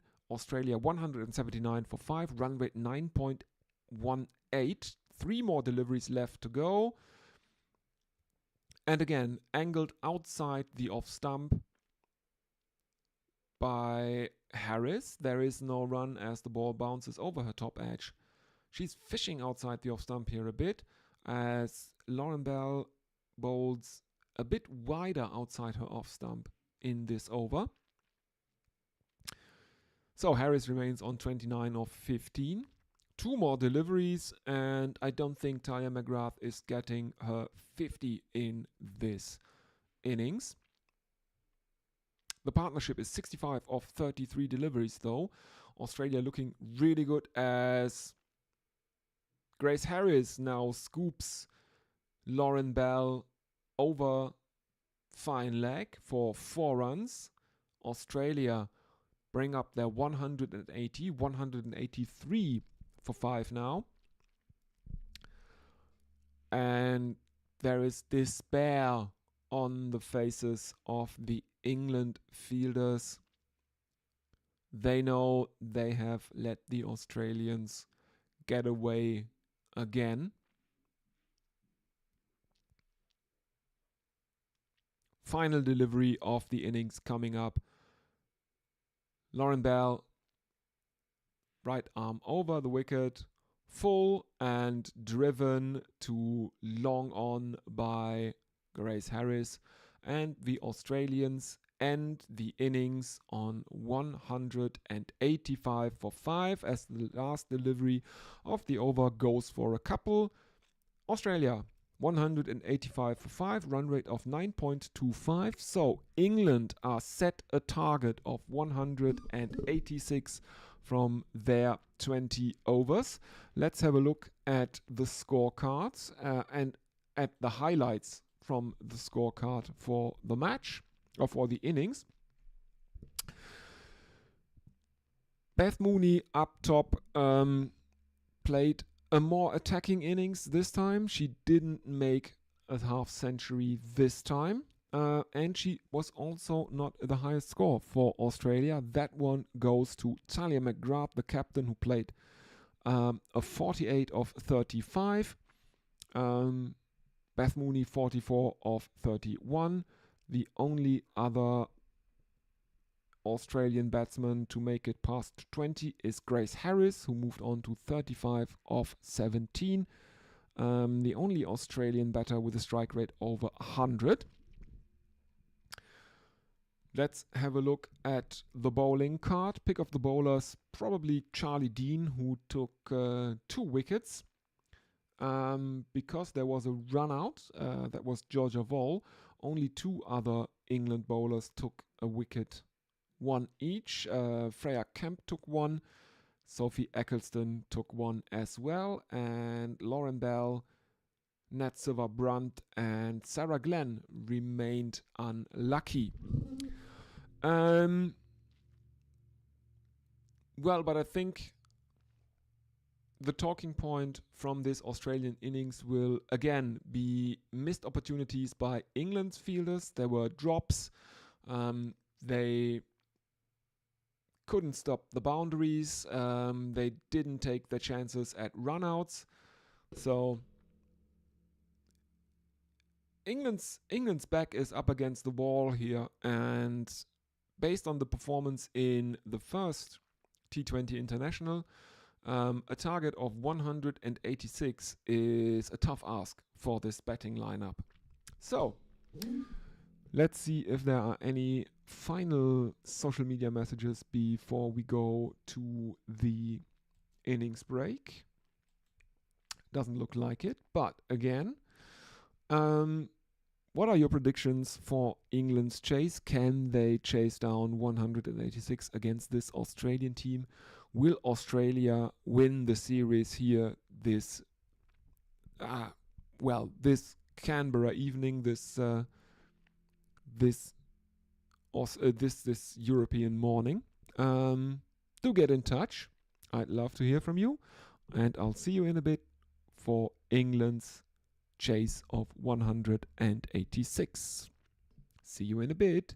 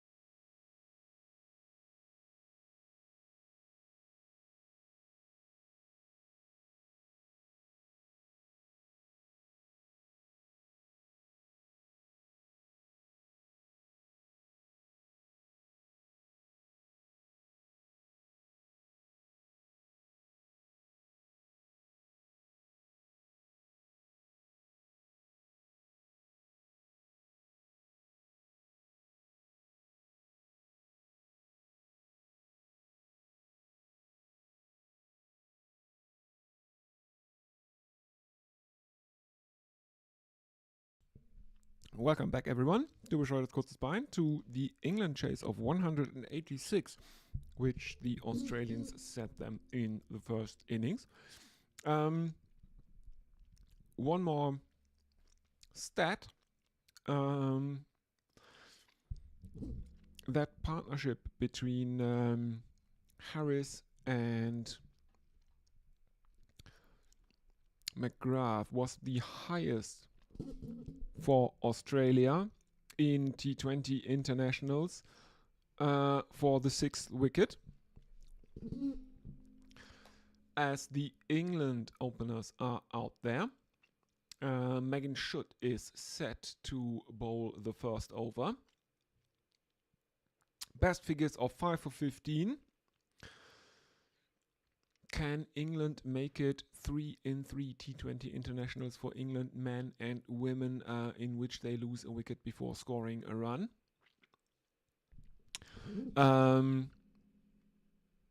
Would be funny, I think. Megan Schutt is bowling right arm over the wicket, but this time the English batters can get off the mark of the first delivery of the innings. Maya Bashir is off the mark with a couple of an outside edge towards third man. England 2 without loss. Target 186. Megan Schutt coming in again. Maya Bashir is looking to clip that off her pads, misses it. There is no appeal for LBW, as that one would have gone down the leg side. And there is no run. So England 2 without loss.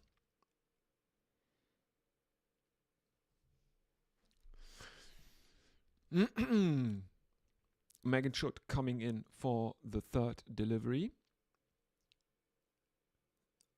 Bowled right arm over the wicket onto the off stump. This time Bashir gets a bat onto that, clips it into the leg side. The English take a single. Danielle Wyatt-Hodge on strike for the first time this innings. England 3 without loss. Danny Wyatt-Hodge has 3,121 runs in T20 international, a highest score of 124. Let's see what she can do here. Defended towards mid-wicket. There is no run. She made a golden duck in the first T20 international. That match where both English openers had to go for a duck. There is short third man in place for her as Megan Schutt continues. This time she is off the mark, clipped into the onside. There is a single. England 4 without loss.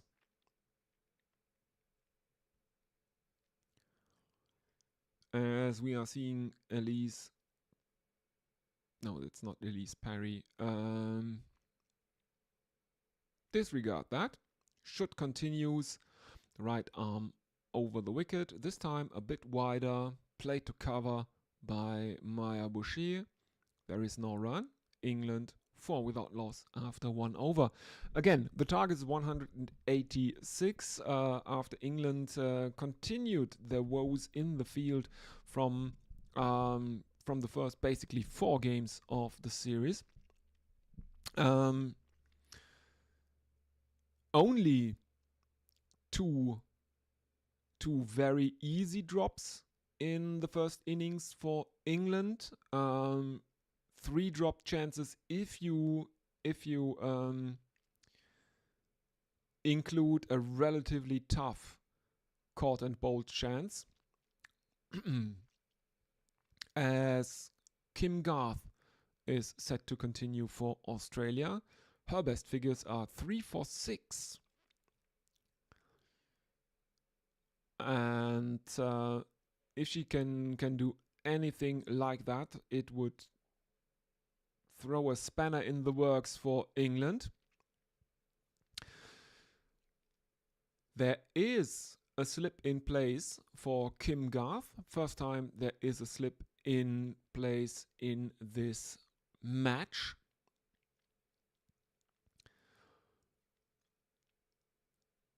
But her first delivery is cut.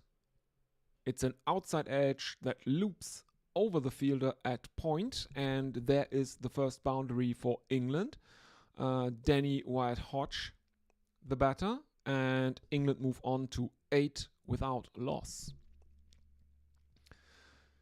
Next delivery is right arm over the wicket, and this one is played out into the onside. There is no run. Wyatt-Hodge on 5 of 4. England 8 without loss. Target 186. 1.2 overs gone. And the required run rate for England is currently around 9.6. In she comes again. This time it is shorter by Kim Garth, and there is an attempt at an uppercut over the slip by Danny Wyatt-Hodge. She misses it, and there is no run as Beth Mooney takes it over the head behind the stumps. England remain on 8 without loss.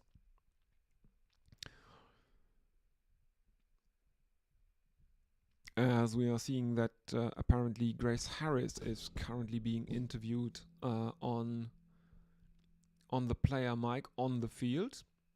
Garth in again, guided past short third man, and the English batters run a single. There are overthrows.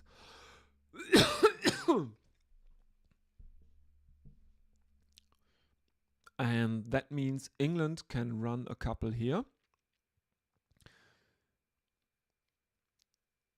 I think the fielder that didn't back up was Grace Harris. Maybe she should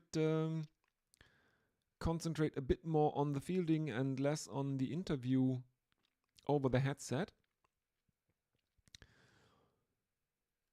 Next delivery is cut away 4-4 by Danielle Wyatt-Hodge.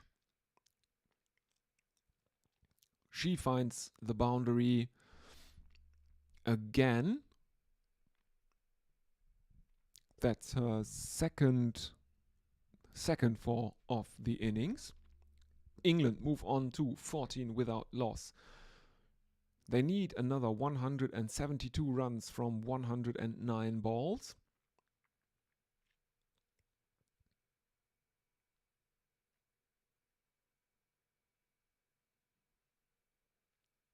Let's see what's happening. Again, they are talking to Grace Harris on the field. There is a bit of a reshuffling apparently for the final delivery of Kim Garth's over. There is a slip, there is a gully, there is mid on, mid off, there is short mid wicket. I don't know why there is a delay right now. In comes Kim Garth, right arm over the wicket. Cut away to the right of gully. And I think the English have run another single. Yes, indeed they have. 15 without loss after 2 overs. So a run rate of 7.5.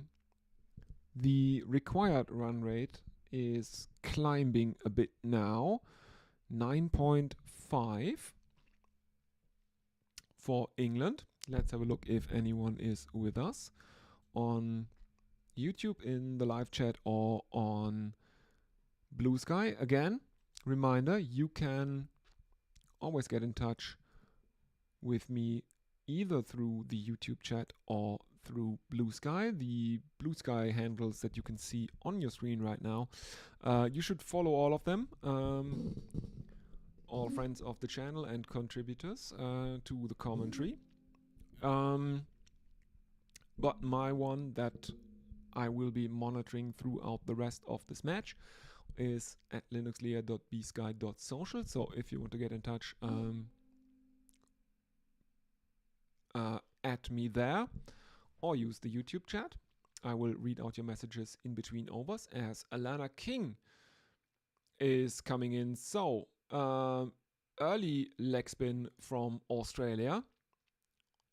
She bowls right arm over the wicket to Danielle White-Hodge, who cuts her towards backward point. There is no run.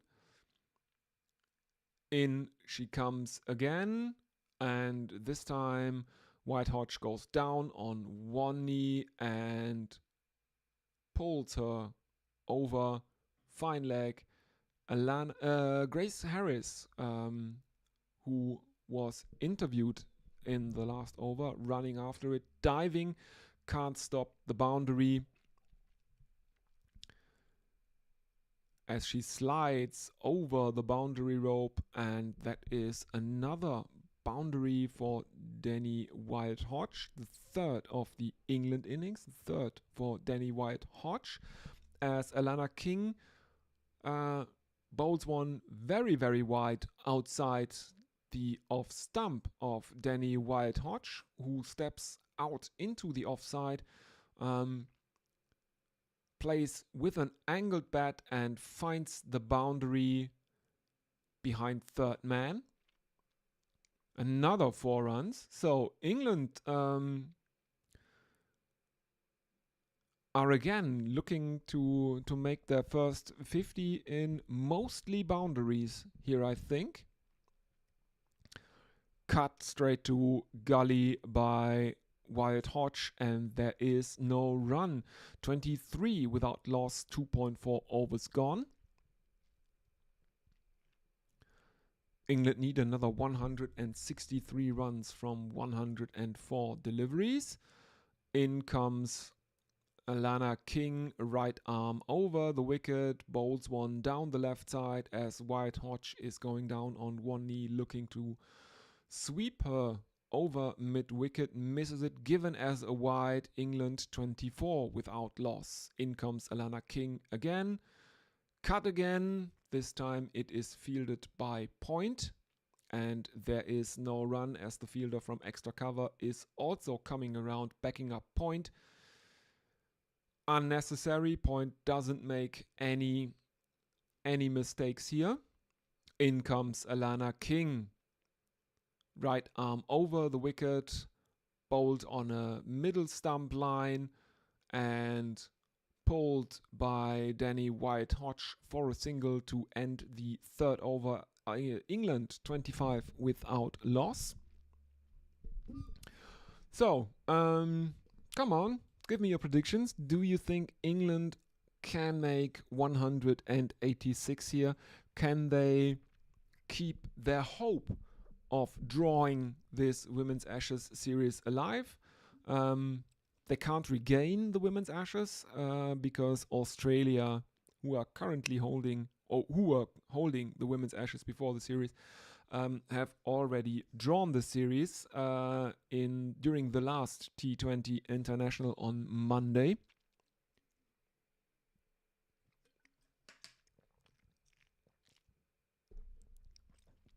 So the only thing that is on the line for England is saving a bit of face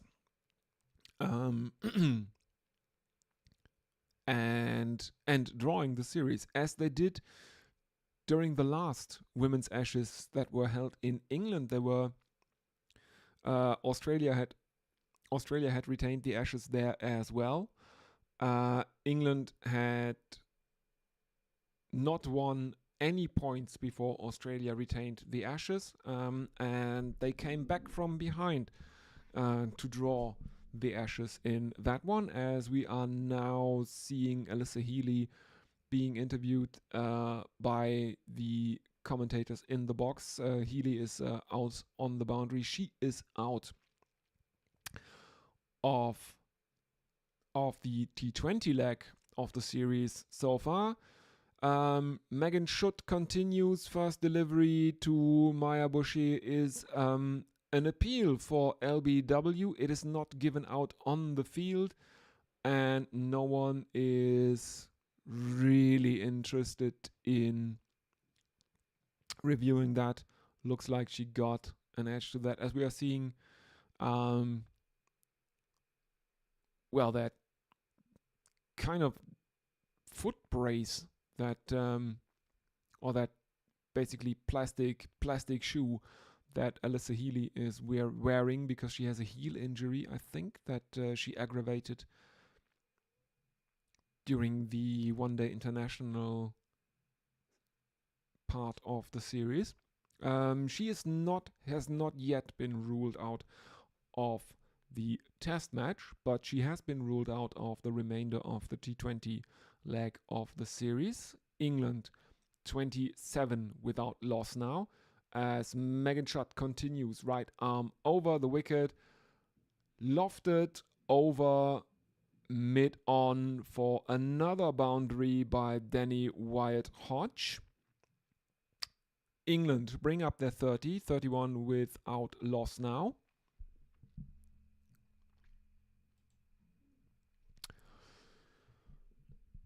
Two more deliveries left in Megan Schutt's second over.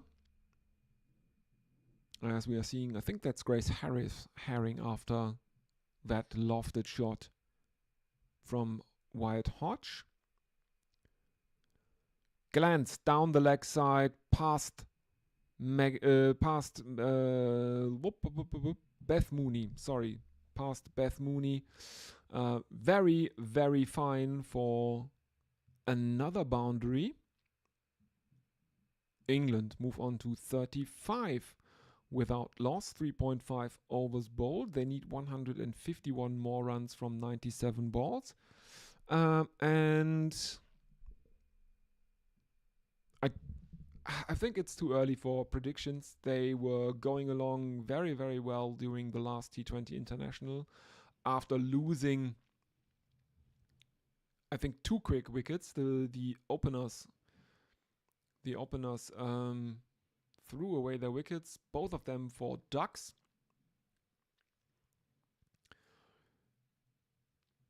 As we are seeing the Australians fielding much better than England did during the first innings. There was a dive at point, but the Australian did not throw herself over the ball too late. She actually stopped the ball inside the ring and prevented any runs from being taken. 4 overs gone, England 35 without loss, and it looks like Elise Perry is set to bowl from the other end. 10 runs off the 4th over, and England with a current run rate of 8.75. The required rate is 9.43.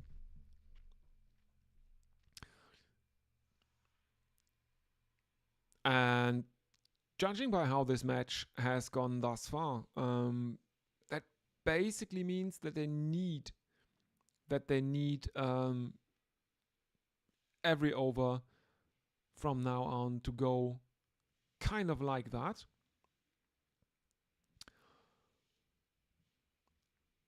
First delivery from Elise Perry is driven straight back towards the bowler,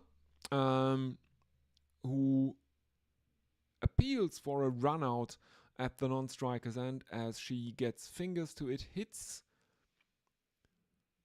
and deflects the ball into the non-striker's wicket, but Danny Wyatt-Hodge is safe, as we are seeing on the replay now. Very good reflexes from Elise Perry here. But Wyatt-Hodge is safe. I think she gets just her index finger on that. It doesn't matter because the bat is down inside the crease. The moment the ball hits the stumps and the bails light up.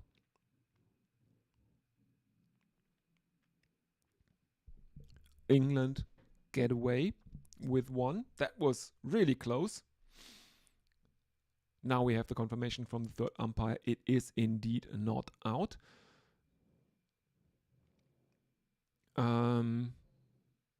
Parry in again.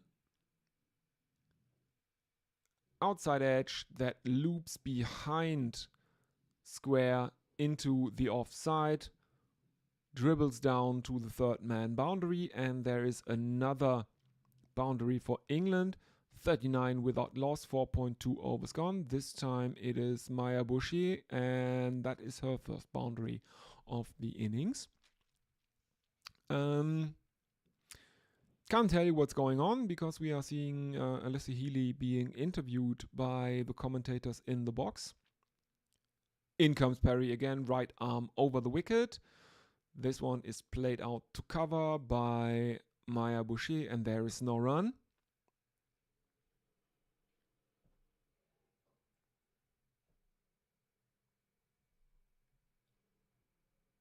.3 overs gone. England 39 without loss.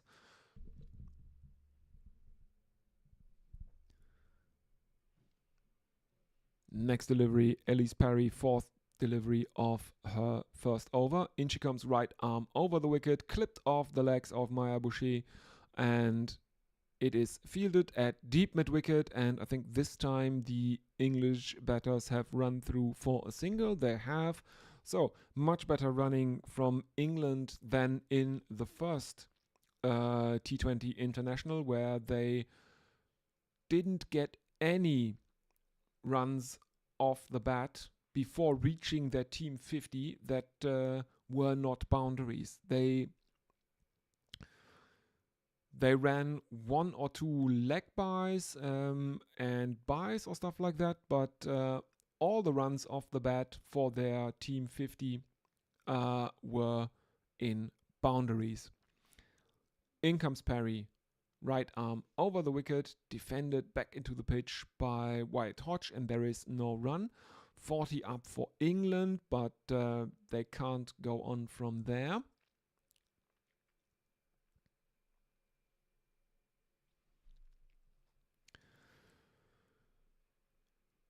One more delivery left in the over. We have a gully, we have cover, extra cover, mid on, mid off. We have backward square leg, and deep mid wicket in place for Danny Wyatt Hodge, who is on 30 of 19. Final delivery of Elise Parry's first over is to be bowled now. There is a bit of a delay. Now she is starting her run up. In she comes, right arm over the wicket. On a length, defended into the pushed out into the offside towards extra cover, and the English batsmen run a single. 41 without loss. For some reason, we are now seeing the Duckworth-Lewis Stern par, and that is 35 at the minute. Is there rain around? It doesn't look like there is rain around. The lights are on in Canberra because this is a night match. The sky seems uniformly black, so doesn't look like there is much cloud cover.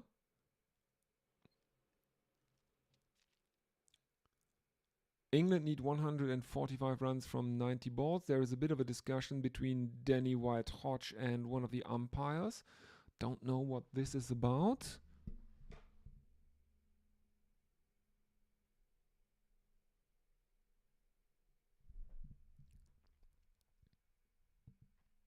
Okay, apparently there is rain around. Oh, now we can see there was lightning in the distance. Apparently the England batters are asking why they are still out there, as Wyatt Hodge cuts one, as Annabelle Sutherland is given her first over.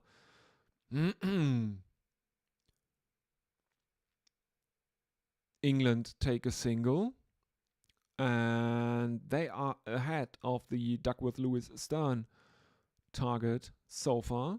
So Australia need a couple of quick wickets here,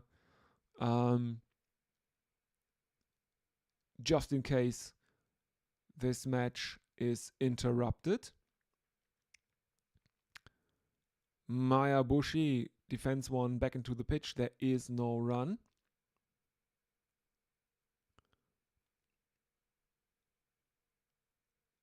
As we are seeing shots of the boundary, and now there are ground staff lurking on the boundary. In comes Sutherland as Maya Boucher looks to slog her over cow corner, misses it. It looks like it sneaks through the gate. It does. It misses the stumps down the leg side though. Beth Mooney takes it diving to her left. There is no run. Next one is cut by Maya Boucher, and everyone for Australia in the region around point is fielding in close, so there is no protection in the deep. And this one runs away for 4 runs.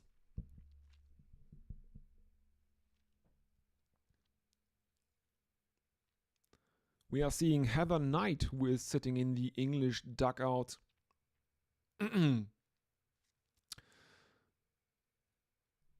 She has a towel around her shoulders as Sutherland comes in. Boucher looks to ramp her.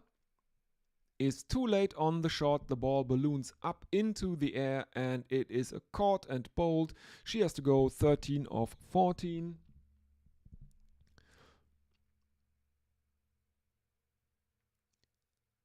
It's an attempt at a scoop or a ramp. She can't seem to decide, as we are now seeing the replay.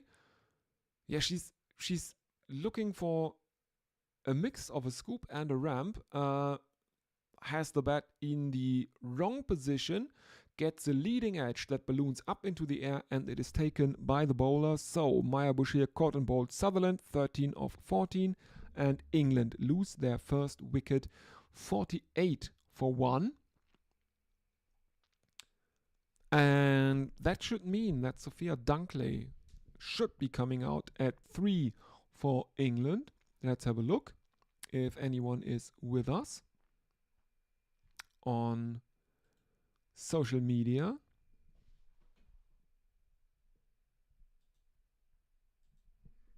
Doesn't look like anyone is with us on YouTube. Again, if you are listening, feel free to message me either on YouTube or on Blue Sky. Let's see if anyone is with us on Blue Sky. Doesn't look like it. Okay. So, Sutherland to complete her over, and Sophia Dunkley is off the mark with a couple. England 48 for 1 to end the power play. 6 overs gone. Australia at this stage were 54 for 1. Wyatt Hodge is now on strike. She is on 32 of 21, and the DLS par score is now 47. So England only 1 ahead of the DLS par score. Georgia Wareham to continue.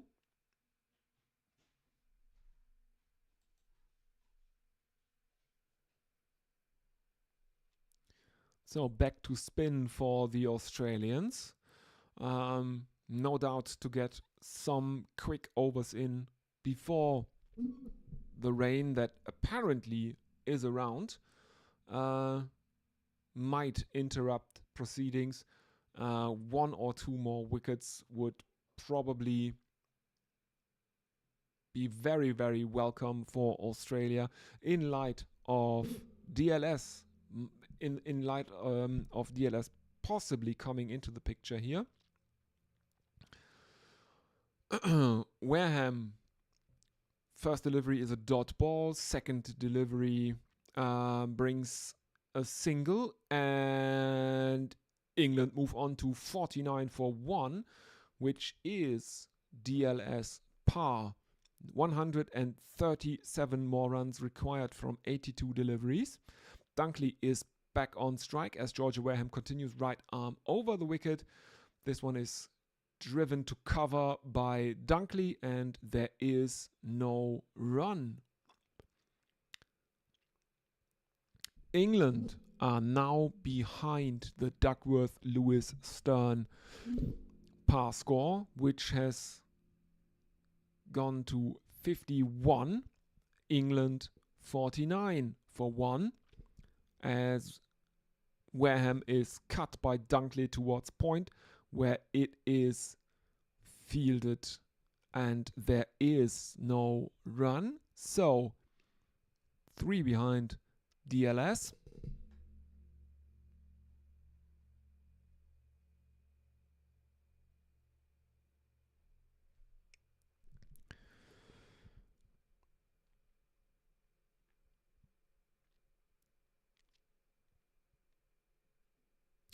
A single of the penultimate delivery.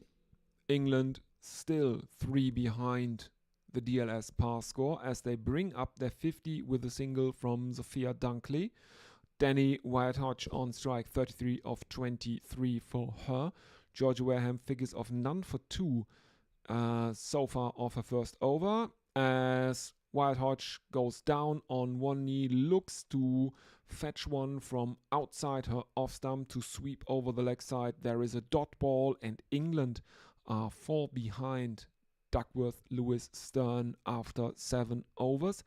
I can't see how bad atmospheric conditions are at the ground from my video feed, because it's always a bit harder. Oh, now we are seeing pictures of the floodlights, and yes, looking directly into the floodlights, we see it is raining currently. You can't see that in shots of the players on the field, most of them being relatively wide. So that's a bit of a problem, but a shot of the light towers tells me that it is raining, and I would say it is raining relatively hard in Canberra. Elise Parry to continue for her second over. Right arm over the wicket, lofted over cover by Sophia Dunkley for 4 runs, and England move on to 54 for 1.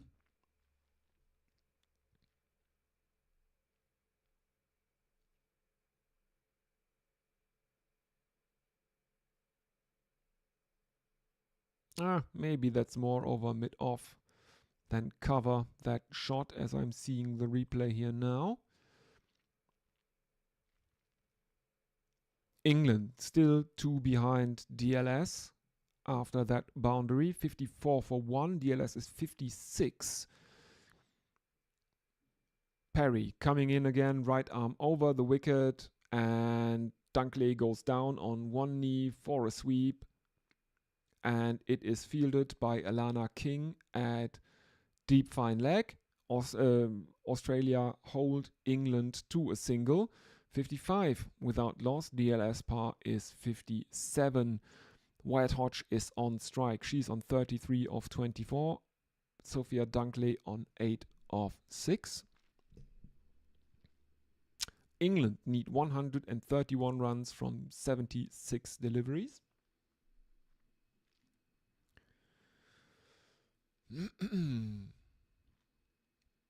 Can England keep the draw alive? They need now I think this is playing into England's hands, this the possible rain interruption. A single for Wyatt Hodge of Perry's third delivery. Dunkley is on strike, and I think it can play into England's hands because now Sophia Dunkley is back on strike, and she was smashing the bowling around the park in the last match. And this is exactly what England need because they are behind on DLS. And a few big boundaries like this very, very straight drive over the head of Elise Perry by Sophia Dunkley for 6 runs. That's exactly what England need. 62 for 1, now 3 ahead of Duckworth Lewis Stern par score.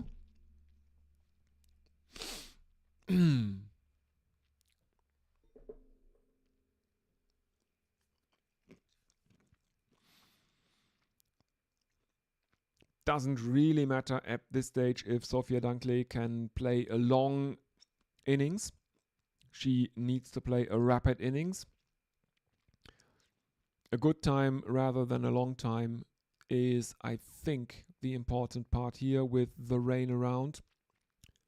Next delivery is another dot ball though.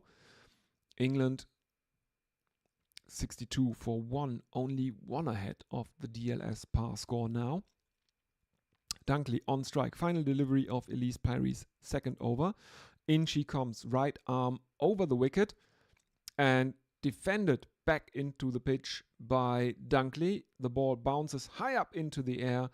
It is stopped on the second bounce by Elise Perry, and there is no run.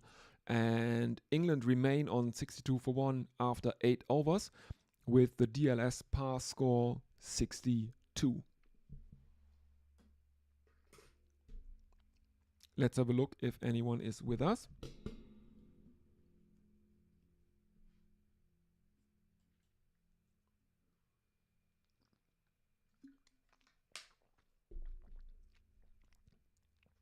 Doesn't look like it.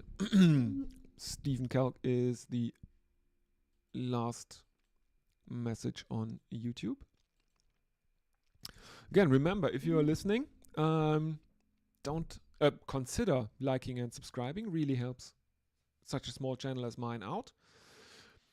Wyatt Hodge going down on one knee outside the off stump, sweeping Alana King, who is back into the attack, over backward square leg, fielded in the deep. And England run a couple, taking them ahead of the Duckworth Lewis Stern par score again.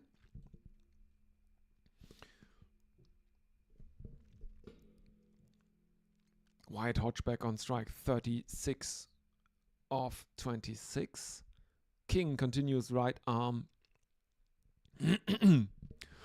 over the wicket, and a filthy full toss outside the off stump that is swatted by Wyatt Hodge to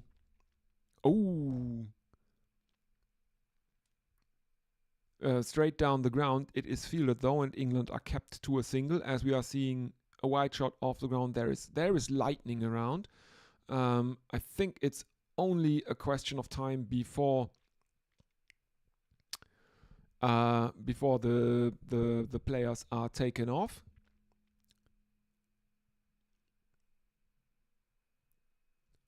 Swept by Dunkley. Behind square on the leg side. They think about running a single as Danny Wyatt Hodge from the non-striker's end is almost halfway down the pitch before being sent back by Dunkley.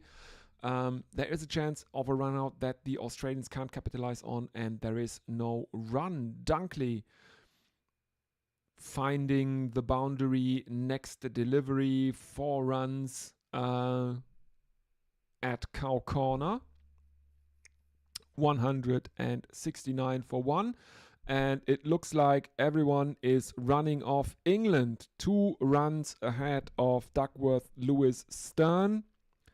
Play stopped due to rain, and the ground staff is coming out in their electro pickup buggies.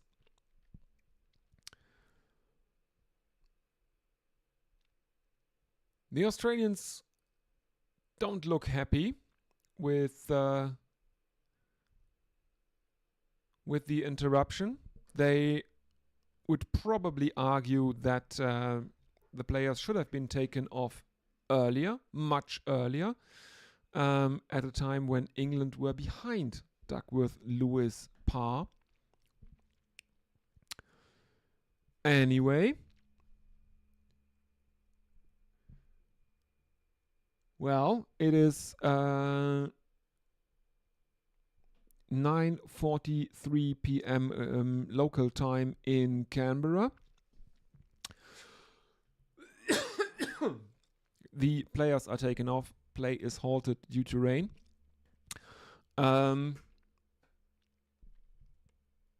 At this stage, England would be winning on Duckworth Lewis Stern. And I think the Australians could argue that they should have been taken off a lot earlier, especially since England are currently behind where Australia were during their innings. I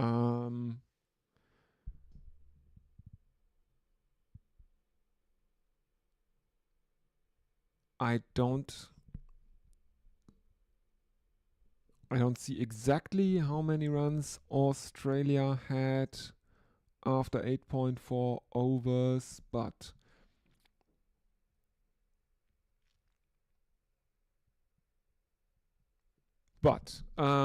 England are in front of Duckworth Lewis Stern. 117 from 68 would be the equation if we got the full game in, which looks very, very unlikely.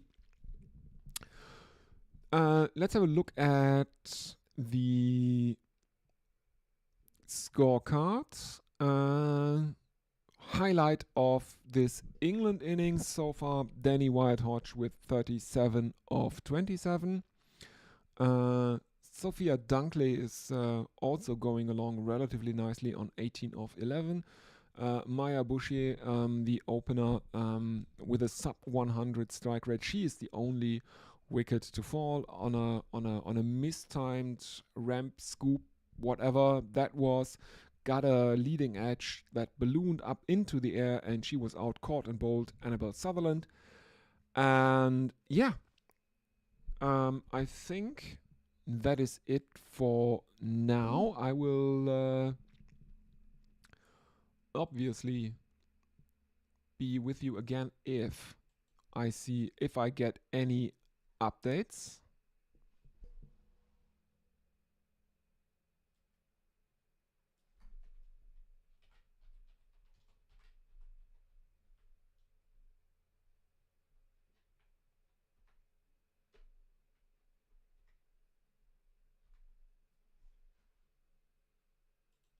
So for now, I will take a break. I will keep an eye on what is happening, and I will be with you again once I know anything.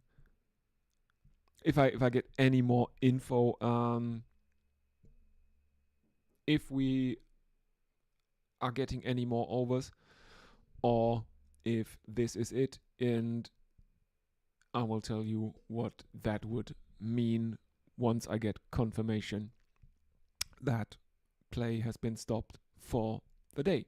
So, stay tuned. See you in a bit.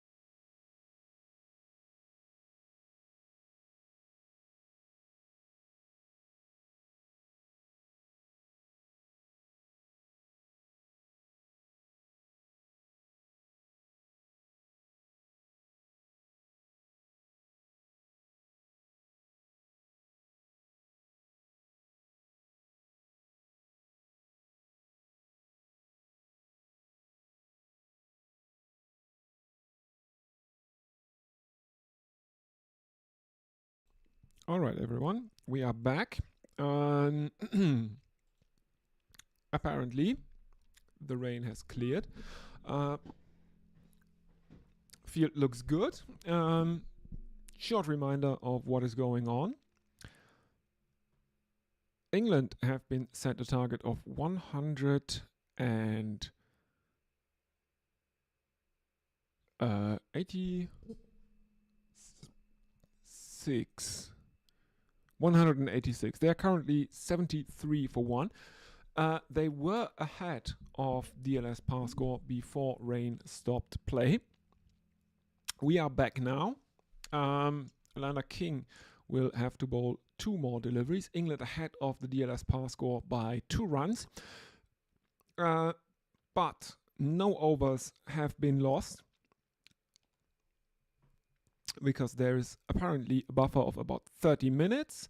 Sophia Dunkley to face the first delivery after the rain interruption, as Alana King bowls right arm over the wicket and is swept by Dunkley for 4 runs. England 73 for 1, 5 ahead of DLS.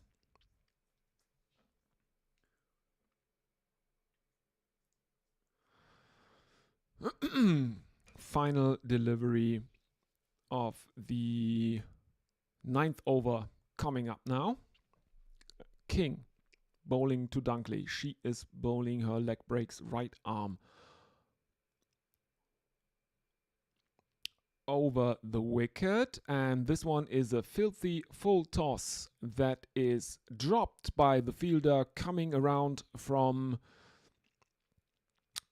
backward square leg, as Dunkley gets a top edge as she tries to sweep that full toss from King, and that is, I think, the captain Talia McGrath coming in. Yes, it is. This is a drop. That is a drop by the captain. Is this the game for England? If there is any more rain around, any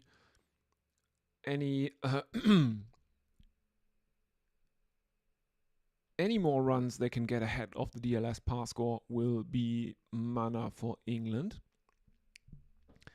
As Annabel Sutherland continues to Sophia Dunkley, who guides that out into the offside, fielded at backward point, and there is no run. 74 for 1, England still 3 ahead of DLS. They are closing in. They are closing the gap in the worm graphic, if you will, with Australia.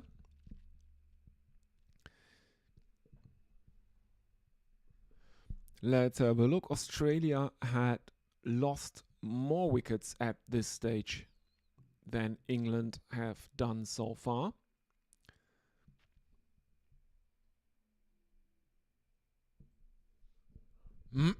So, what are your predictions? What are your thoughts on keeping the players out there for this long, as Dunkley top edges one towards deep backward point where it is fielded? England run a couple.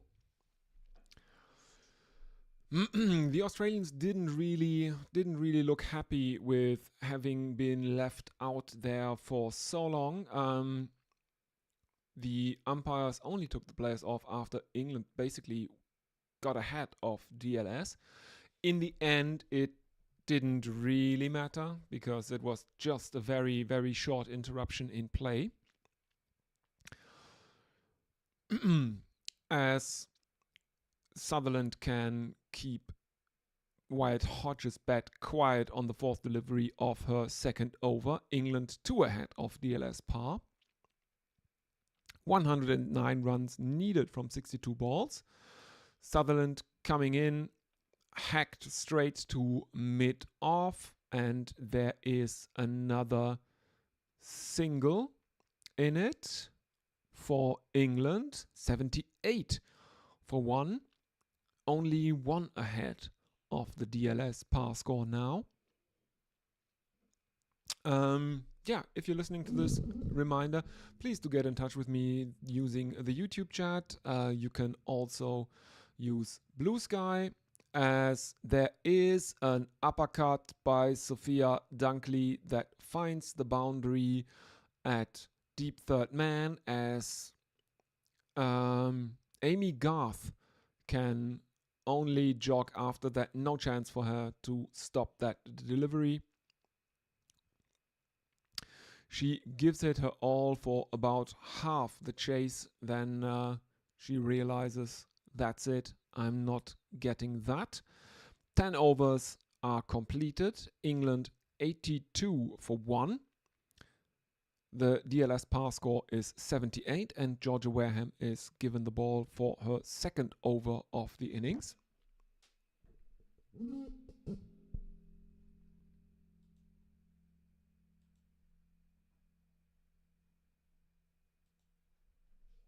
Let's have a look. She has bowled 1 over. Economy of 2 in the match. In she comes, right arm over the wicket, outside the off stump.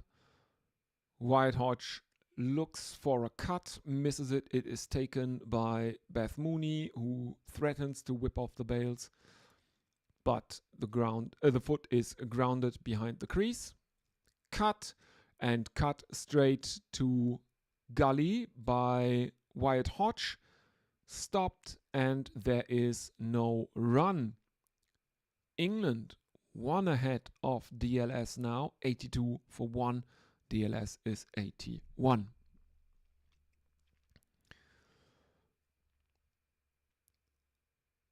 Wareham coming in for her third delivery, and Wyatt Hodge is stepping out towards the offside, and drives the ball that would have been a wide if she didn't step out towards the offside to cover, and there is a single. So England stay 1 ahead of the Duckworth-Lewis Stern par score, 83 for 1. Dunkley on strike. Wareham coming in, right arm over the wicket.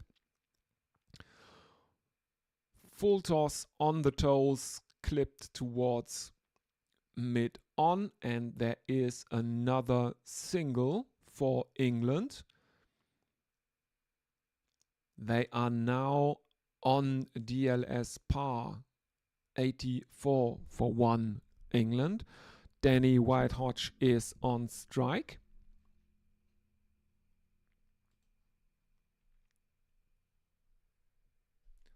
Scores level on DLS. In comes Georgia Wareham. Again, wide outside the off stump. Wyatt Hodge stepping out towards the offside, fetching one wide outside the tram line. Sweeps it for 4 runs over the onside to backward square leg. And there is another boundary. England moving ahead of the DLS par now. 4 runs, 88 for 1. 3 ahead of DLS. Wyatt Hodge with 45. Highest score of the match thus far. Previously it was Beth Mooney. No, sorry. 48 is the highest score of the innings. Uppercut by Wyatt Hodge, and she finds the boundary again, and that is her 49, and that means she is now the highest score in the match. Previously, the highest score in the match was a 48 by Australian captain Talia McGrath. England 92 for 1, 11 overs gone. And the Australian captain, who previously had the highest score in the match, is apparently bringing herself on to bowl. Let's see if she can make anything happen here. Sophia Dunkley is on strike. She is on 29 of 17. England ahead on DLS. Cut by Dunkley as McGrath bowls right arm outside the over the wicket, right arm over the wicket outside the off stump. And there is a single for England in it, 93 for 1. Wyatt Hodge on strike, and she has a chance to make the first 50 of the match. England need 93 more runs from 53 deliveries. In comes the Australian captain, right arm over the wicket, driven straight back to her. McGrath can't stop it. The fielder from mid-off stops it, and that is Danny Wyatt Hodges 50 of 36 deliveries. Dunkley on strike 30 of 18. England 94 for 1, 4 ahead of level scores on DLS.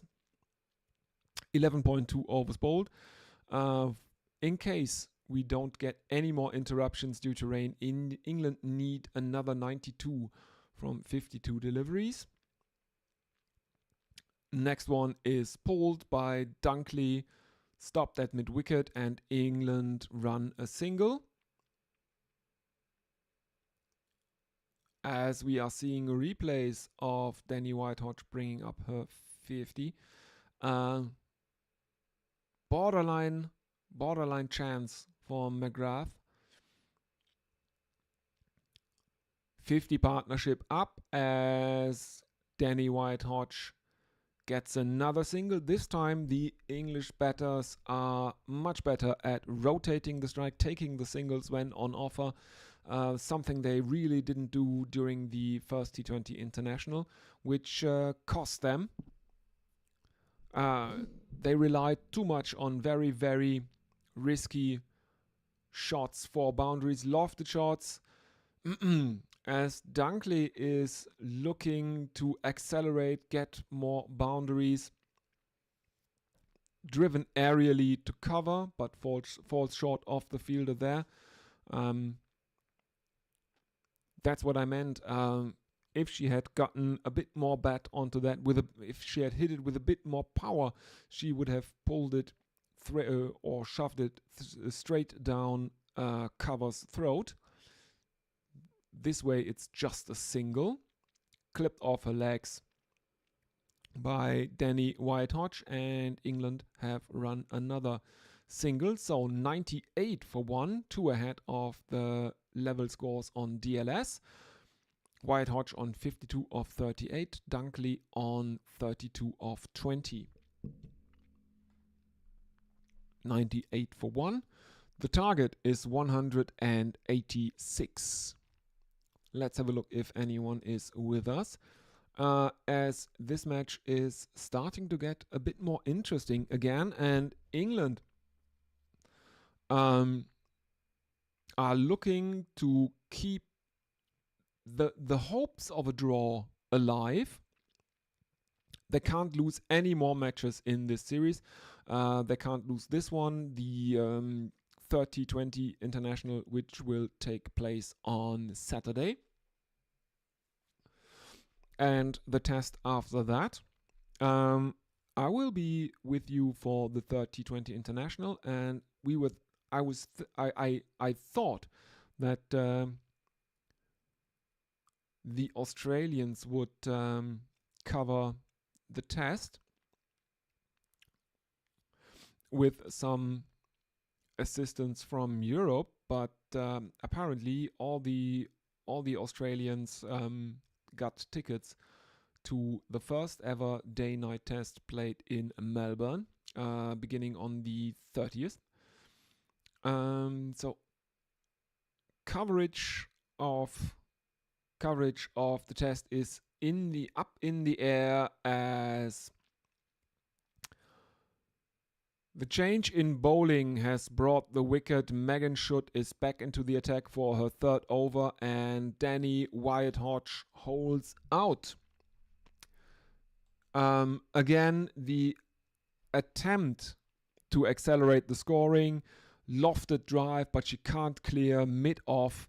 That is Talia McGrath down there. So Danny Whitehodge has to go 52. Caught McGrath bowled should. Fun fact, should is a German word. It means rubble.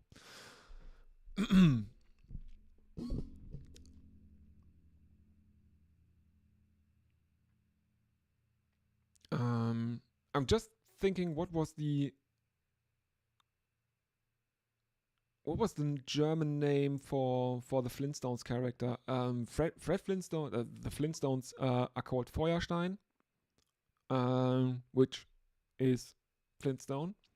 It means Firestone, but not in the amber sense. And Barney Rubble, his neighbor, I think his name is Geröllheimer or something like that.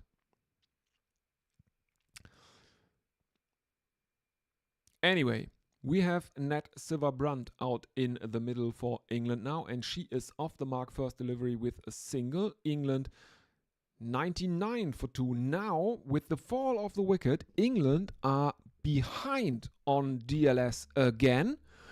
As Megan Schutt comes in, Sophia Dunkley looking for a hook shot. Did she get bat on that? If she did, she is dropped by Beth Mooney. Let's have a look at the replay. No, she did not get any bat on that. Mooney stops the ball, but can't hold on to it. And next delivery, Sophia Dunkley is bowled by Megan Schutt, who bowls right arm over the wicket to the right-handed Sophia Dunkley. And England fall to 99 for 3. And the DLS par score just goes up and up. 108, 9 behind now England after being ahead of the DLS par score for so long. And it looks like she is clean bowled through the gate. Sophia Dunkley, and Megan Schutt is ecstatic to take that wicket. Dunkley has to go 32 of 22. She is out bowled Schutt. Final delivery of Megan Schutt's over coming up. She has figures of 2 for 15 now from 2.5 overs. England need 87 runs from 43 balls. Heather Knight, the England captain, is out in the middle. And Schutt comes in.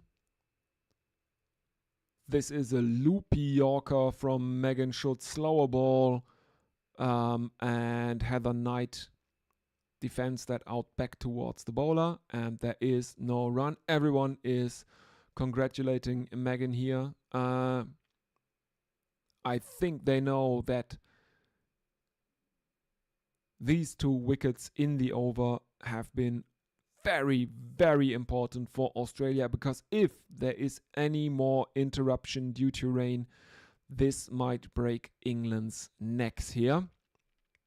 This over, this 13th over, bowled by Megan Schutt, might decide this match if there is any more rain. And let's be honest, it might also decide this match if there is no more rain, because now because now England are behind again on where Australia were at this stage in their innings. Sutherland continues, and she starts her over with a leg bye. So Heather Knight is back on strike as Nat Silverbrandt runs a leg bye to bring up England's 100. Triple figures for England. 100 for 3, but the DLS par score is running away from them. They are now 10 behind after 13.1 overs, 86 runs needed from 41 deliveries. Heather Knight on strike, Annabel Sutherland coming in right arm over the wicket. This one is pulled by the England captain Heather Knight, fielded by Georgia Wareham at mid-wicket, thrown in towards the middle where it is taken by keeper Beth Mooney, who has run out into the middle of the pitch, takes it and relays the throw to the bowler's end, and England take a single. 101 for 3, 11 behind DLS now. Sutherland in again, right arm over the wicket. Natalie Sciver-Brandt steps back, looking for a cut shot, for a late cut shot, and there is no run as she misses it. Heather Knight practicing her shots at the non-striker's end. 12 behind DLS England now.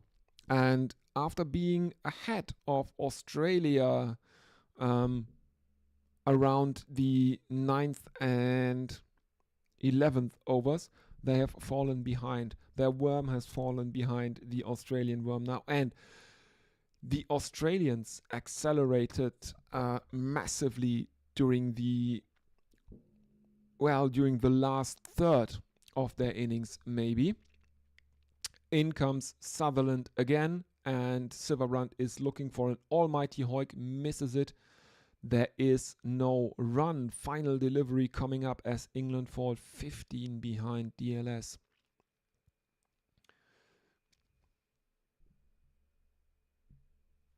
England well off the pace now as Annabel Sutherland is getting ready to bowl her final delivery of her third over. In she comes again, right arm over the wicket, and this one is played out to cow corner by Nat Sciver-Brandt. England take, I think, another single. Yes, cross-batted shot. She's a bit late on that one on the pull. It goes out to cow corner. Single taken by England, 102 for 3. The DLS par score is 118 now. England well behind the rate now, 16 runs off.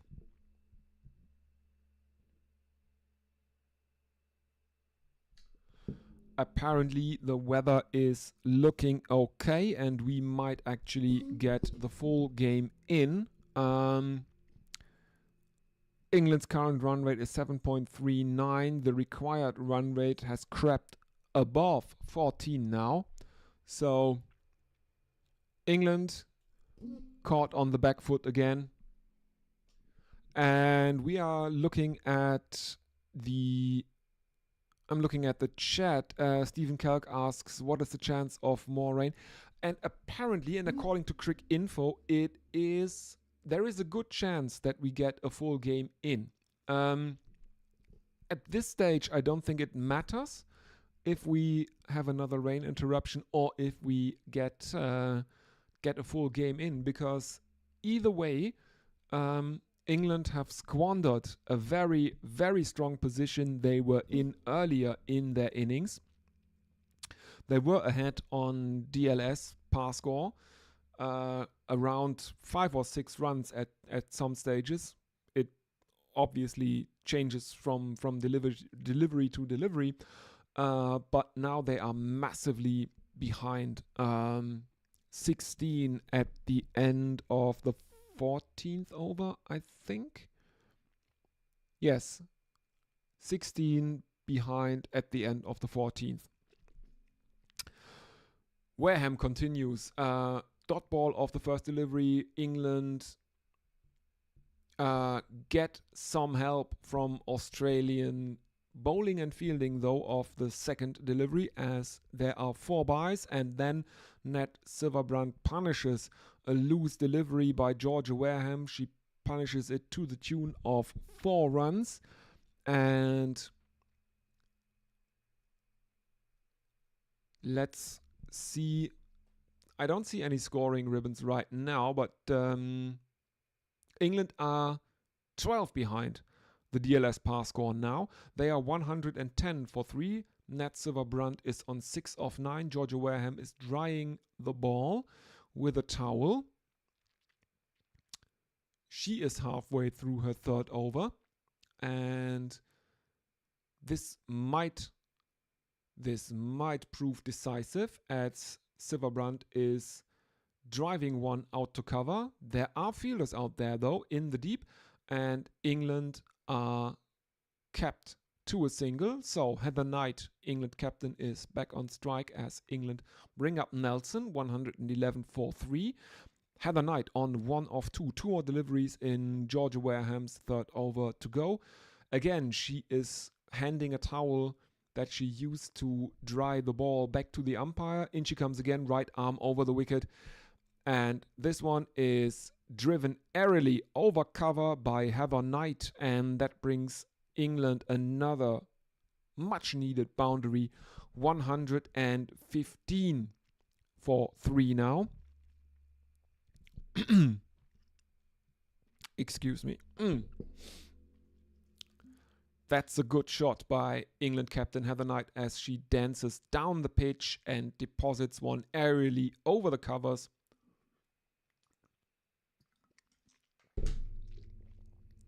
No fielder out in the deep there.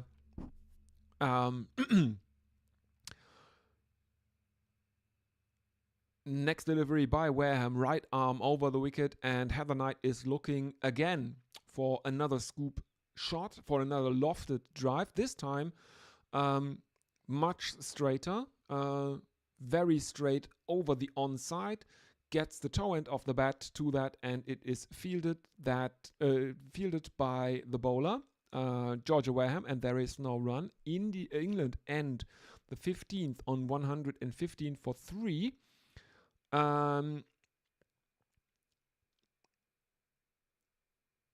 As we are seeing a graphic telling us the average turn before and after the rain, the average turn has decreased by around half since the rain delay. Kim Garth is brought back into the attack for her second over of the night. She has Nat Silverbrandt in her sights. In she comes, right arm over the wicket, pulled into the ground towards mid-wicket, where it is fielded by, I think that's Talia McGrath, the Australian captain, and England rotate the strike. That's one thing that they have improved since the last T20 International. They are actually rotating the strike, taking singles where on offer, something they didn't really do during the first T20 International. Knight on strike, Garth coming in, right arm over the wicket, and Knight drives one straight over mid-off for another boundary. England 116 for 3. 120 for 3. The scoring ribbon is a bit slow sometimes. 120 for 3 they should be. They have fought back.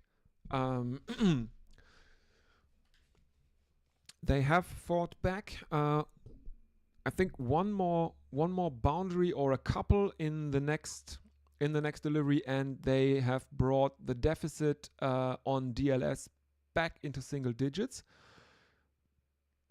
Pulled from Heather Knight backwards off square into the leg side.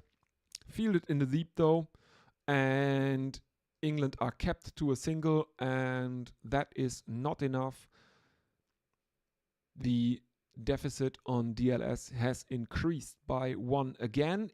England 121 for 3, DLS par 132. England, in more realistic terms, probably because the weather seems to hold, England needs 65 more runs from 27 balls as Kim Garth continues. Short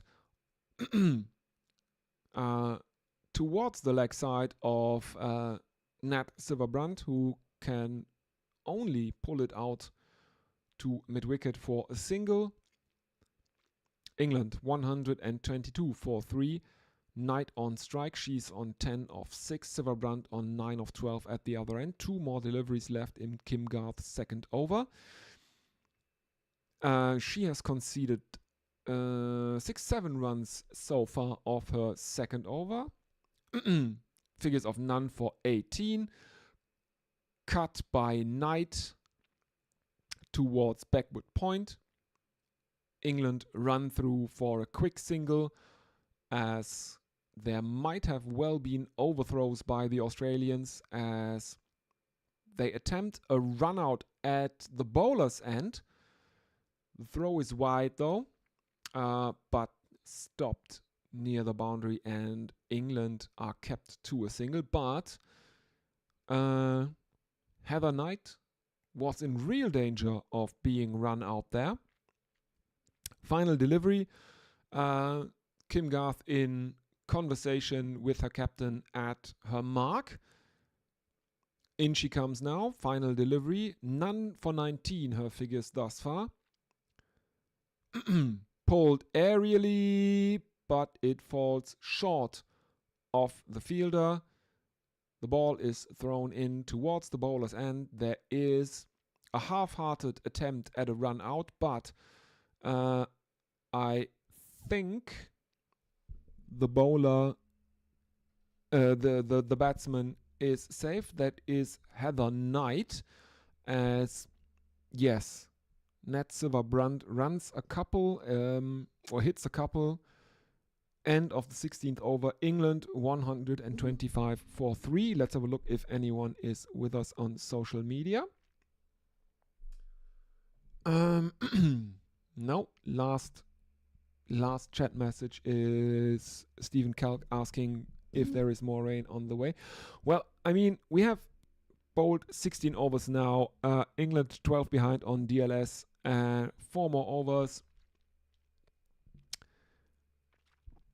I think the weather seems to be okay. Megan Schutt continues. Guided behind square on the leg side again by Heather Knight. Throw comes in. There is an attempt at a run out, this time at the keeper's end, but Heather Knight is safe before Beth Mooney can remove the bails, as she has stepped out in front of the stumps and takes the throw in at the batting crease. Then flicks her wrists to the left, taking off the bails.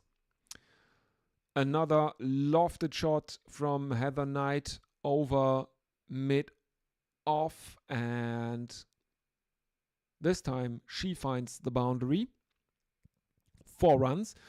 England move on to 131 for 3. And England really need to keep up this pressure now. They are still 10 behind on DLS par. Heather Knight is on strike. Megan Schutt continues. Sweated off her toes by Heather Knight into the leg side. Fielded at wide, long on. And the English batters have run another couple, 133 for 3. They are not gaining any ground on DLS par score, but they're keeping up. Lofted again over long off this time. Heather Knight, 4 more runs. England 137 for 3.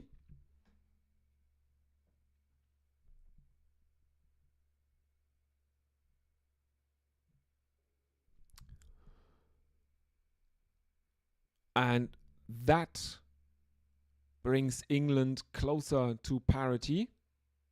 7 behind now on DLS par, with that 4 from captain Heather Knight. 23 of 11 she is now. steps away into the leg side and guides one towards gully, and England have run a single, I think. Yes, indeed, there is a single as Gully lets that one dribble through her legs. I think that is Georgia Wall in her second T20 international, but Alana King backed up and prevented further damage. Brutal slog from Nat Silverbrandt towards long on, and she finds the boundary as Megan Schutt is taken for a third four of the over. 17 runs England score of the 17th.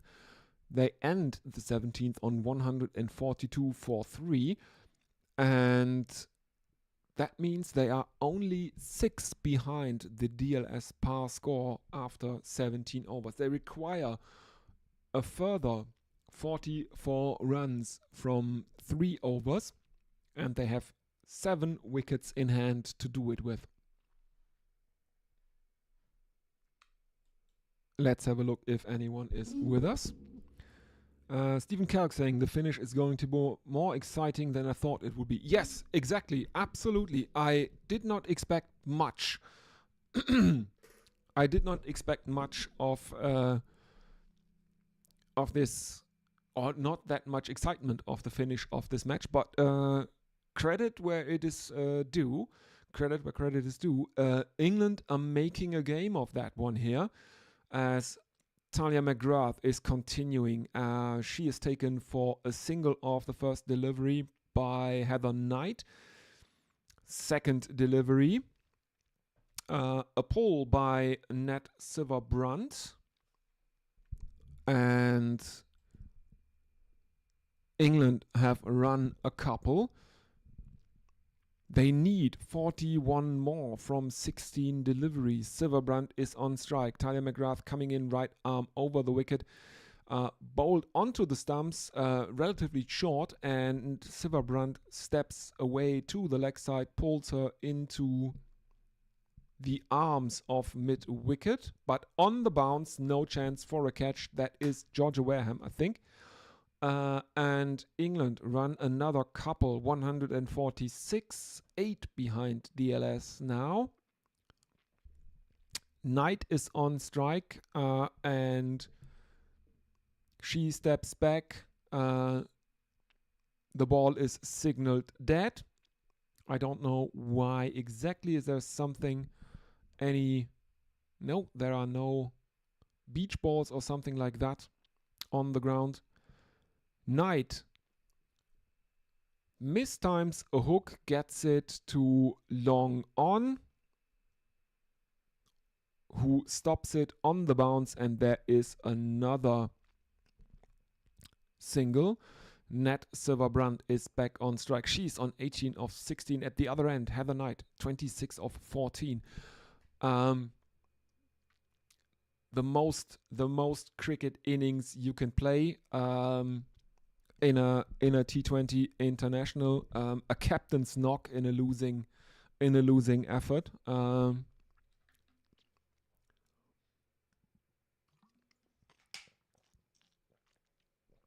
Back on strike is Heather Knight for the final delivery of the second over of the Australian captain, and this one is a bit too short, pulled by Heather Knight.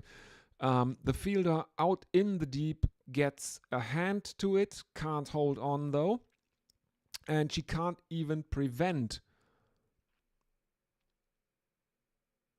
the 6 as the ball dribbles off her hands beyond the boundary. It is Elise Perry out there who jumped up, tried to stop it, keep the ball at least inside the boundary. Didn't manage that. England 154 for 3. Heather Knight 32 of 15. The DLS par score still 160. 18 overs gone. 32 more runs needed from the final 12 balls. But the important thing for England here is the fact that at the same stage, after 18 overs, the Australians were 154 for 5. So exact same score or exact same number of runs, but the Australians had lost 2 more wickets than England have. Amy Jones is still to come for England. Let's have a look who else is in the hutch. Amy Jones, yeah, probably the last recognized batter for England, but maybe Freya Kemp and Sophie Eccleston, someone like that, could slog a few, should to 1 or 2 English wickets fall in short succession. Anyway, Garth is back into the attack. And Silverbrandt takes a couple of the first delivery she faces of Garth. Next one, pulled by Nat Silverbrandt, hard into the leg side. And England have run a single. 157 for 3, 18.2 overs gone. 29 runs needed from 10 balls now. So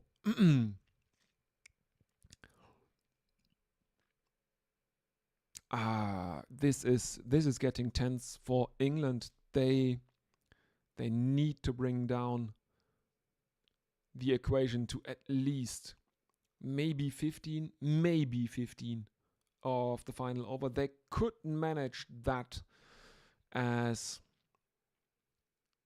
Heather Knight scores another couple behind square on the offside of Garth's third delivery. 159 for 3.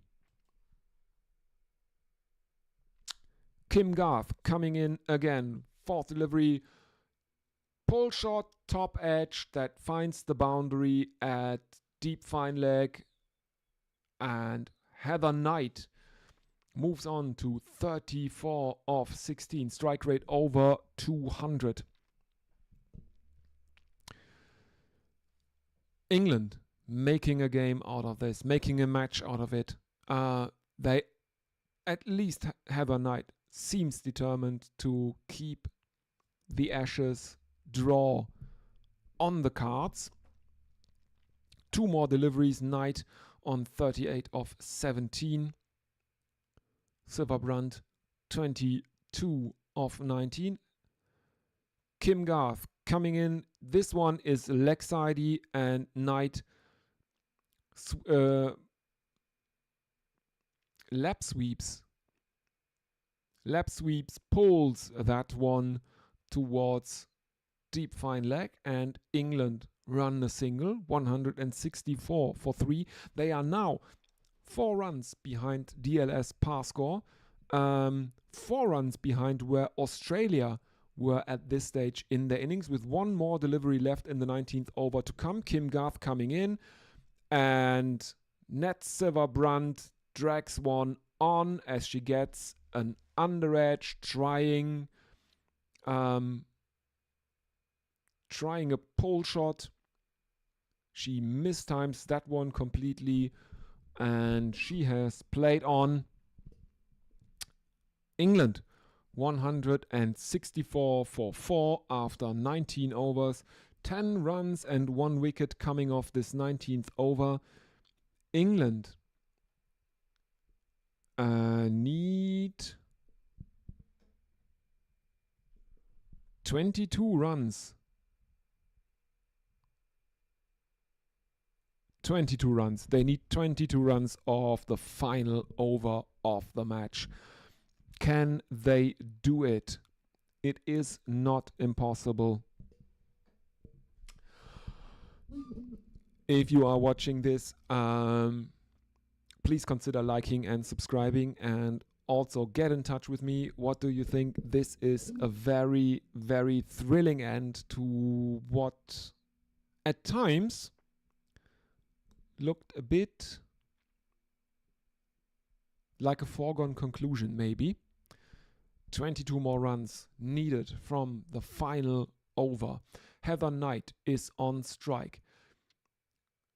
Annabelle Sutherland is bowling the 20th over, and she bowls onto the stumps short. Heather Knight steps back to the leg side and cuts Annabelle Sutherland behind square into the offside. 4 runs. It flies between backward point and gully. No chance for either fielder. Finds the boundary behind square on the offside. Captain Heather Knight 6 runs behind the DLS par score. Amy Jones is the non-striking batsman. She has not faced any deliveries yet. England need 18 more runs from 5 deliveries, and there is a delay. Heather Knight has taken off her right glove. She is holding her... Oh, it is hammering down. It is raining, and Heather Knight can't believe that they have been taken off. There is a lot of rain coming down now. It is now dripping from Heather Knight's helmet, and she can't believe that they have been taken off. So again, rain stop play for the second time, this time in the 20th over. England are 168 for 4. That is 6 runs behind DLS par score. If we can come out here again to conclude the 20 overs of England's chase, they would still need 18 runs of 5 deliveries.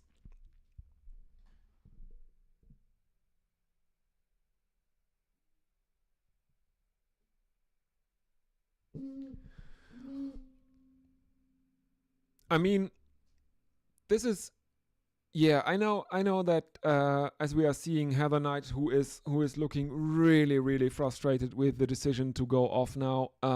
Yeah, but let's be fair. During the first rain delay, it was the Australian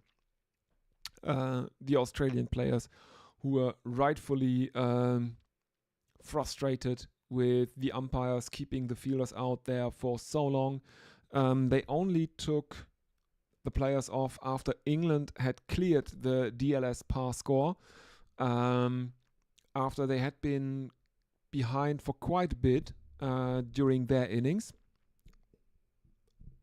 2-3 balls after they got ahead of the DLS par score, the umpires took the players off. Then there was the delay. England then fell behind again on DLS after being ahead for a bit. But let's be fair. Now it's really bucketing it down at the moment. As we are seeing some... Yeah, it's Grace Harris. She has an earpiece, and she is being interviewed by the commentary team in the box, and we are seeing a close-up of her, and she is currently looking a bit like an Austin Powers villain. This is really evil grin on the boundary. I don't know what she's saying, but I'm pretty certain it's a bit tongue-in-cheek, her body language and her facial expression, because she looks like a film villain in a, yeah, as I said, in a Austin Powers movie or something like that. So let's have a look at some highlights from the scorecard of this England innings while we wait for any news from the ground, if this is it for the day or if there is a resumption on the cards. We have had the first half century of the match. Wyatt Hodge made 52 of 40 at a strike rate of 130. Sophia Dunkley also made more than 30, and Heather Knight is currently playing, well, probably a captain's knock. She is on 43 of 19, a strike rate of 226.31. England are still 6 behind on DLS par score with potentially 5 more deliveries left in the match if the weather clears and there is enough time. If it does and we can get out there again, England will need 18 runs from 5 more deliveries. Otherwise, if this is it, if play is called off, that is that. Australia will win. It looks like the match is over. Two umpires and the 2 captains are there, and the captains are shaking hands, and that is it. Talia McGrath shakes Heather Knight's hand. Heather Knight, yeah, a captain's knock, the most cricket thing you can do as a captain. A captain's knock in a losing effort, in a losing rain affected effort. And that to lose a series as well, because this means that England cannot even draw the Ashes series anymore. Australia have taken an unassailable lead. They lead the multi-format series 10-0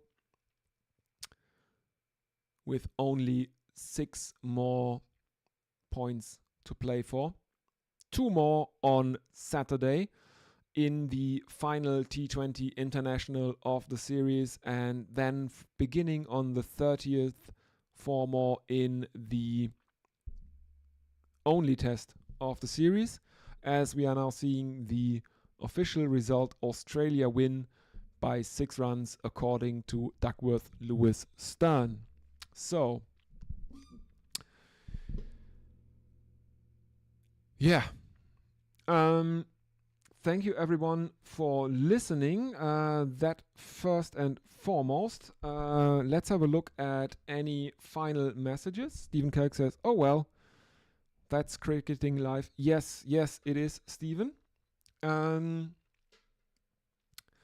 Let me have a look. I will have some. Whoop. So some announcements. There will be coverage of the third T20 International on this channel on a Saturday, beginning again 8:45 a.m. Central European Standard Time. So that's 1 hour earlier for the UK. After that, there will be coverage of the second T20 International between England men, the English men's T20 team, and the Indian men's T20 team. That one will be, I don't know, it will be at, I think, 2:30 my time, 1:30 p.m. UK time. That will be over on Gorilla Cricket. You can go to gorillacricket.com. There There's the mail, the internet address, the website. You can also look for them here on YouTube. You will find them. Have a look at the logo, the gorilla. You will find them. Yeah, apparently the Australians from White Line Wireless all got tickets to the women's test in Melbourne beginning on the 30th. So its coverage of the women's test is currently up in the air. If we could get anyone from Australia to commentate on it or to host the stream, that would make all our problems go away. But I can't I can't do another test right now. I did the Border Gavaskar Trophy basically on my own. I'm not getting up at 2 in the morning again for another full test. So I'm sorry, I can't host it. I can't host the stream. I will try to make, or we are trying to make something work, so we can bring you coverage of the women's test between Gorilla Cricket, White Line Wireless, and Bescheuertes Kurzes Bein.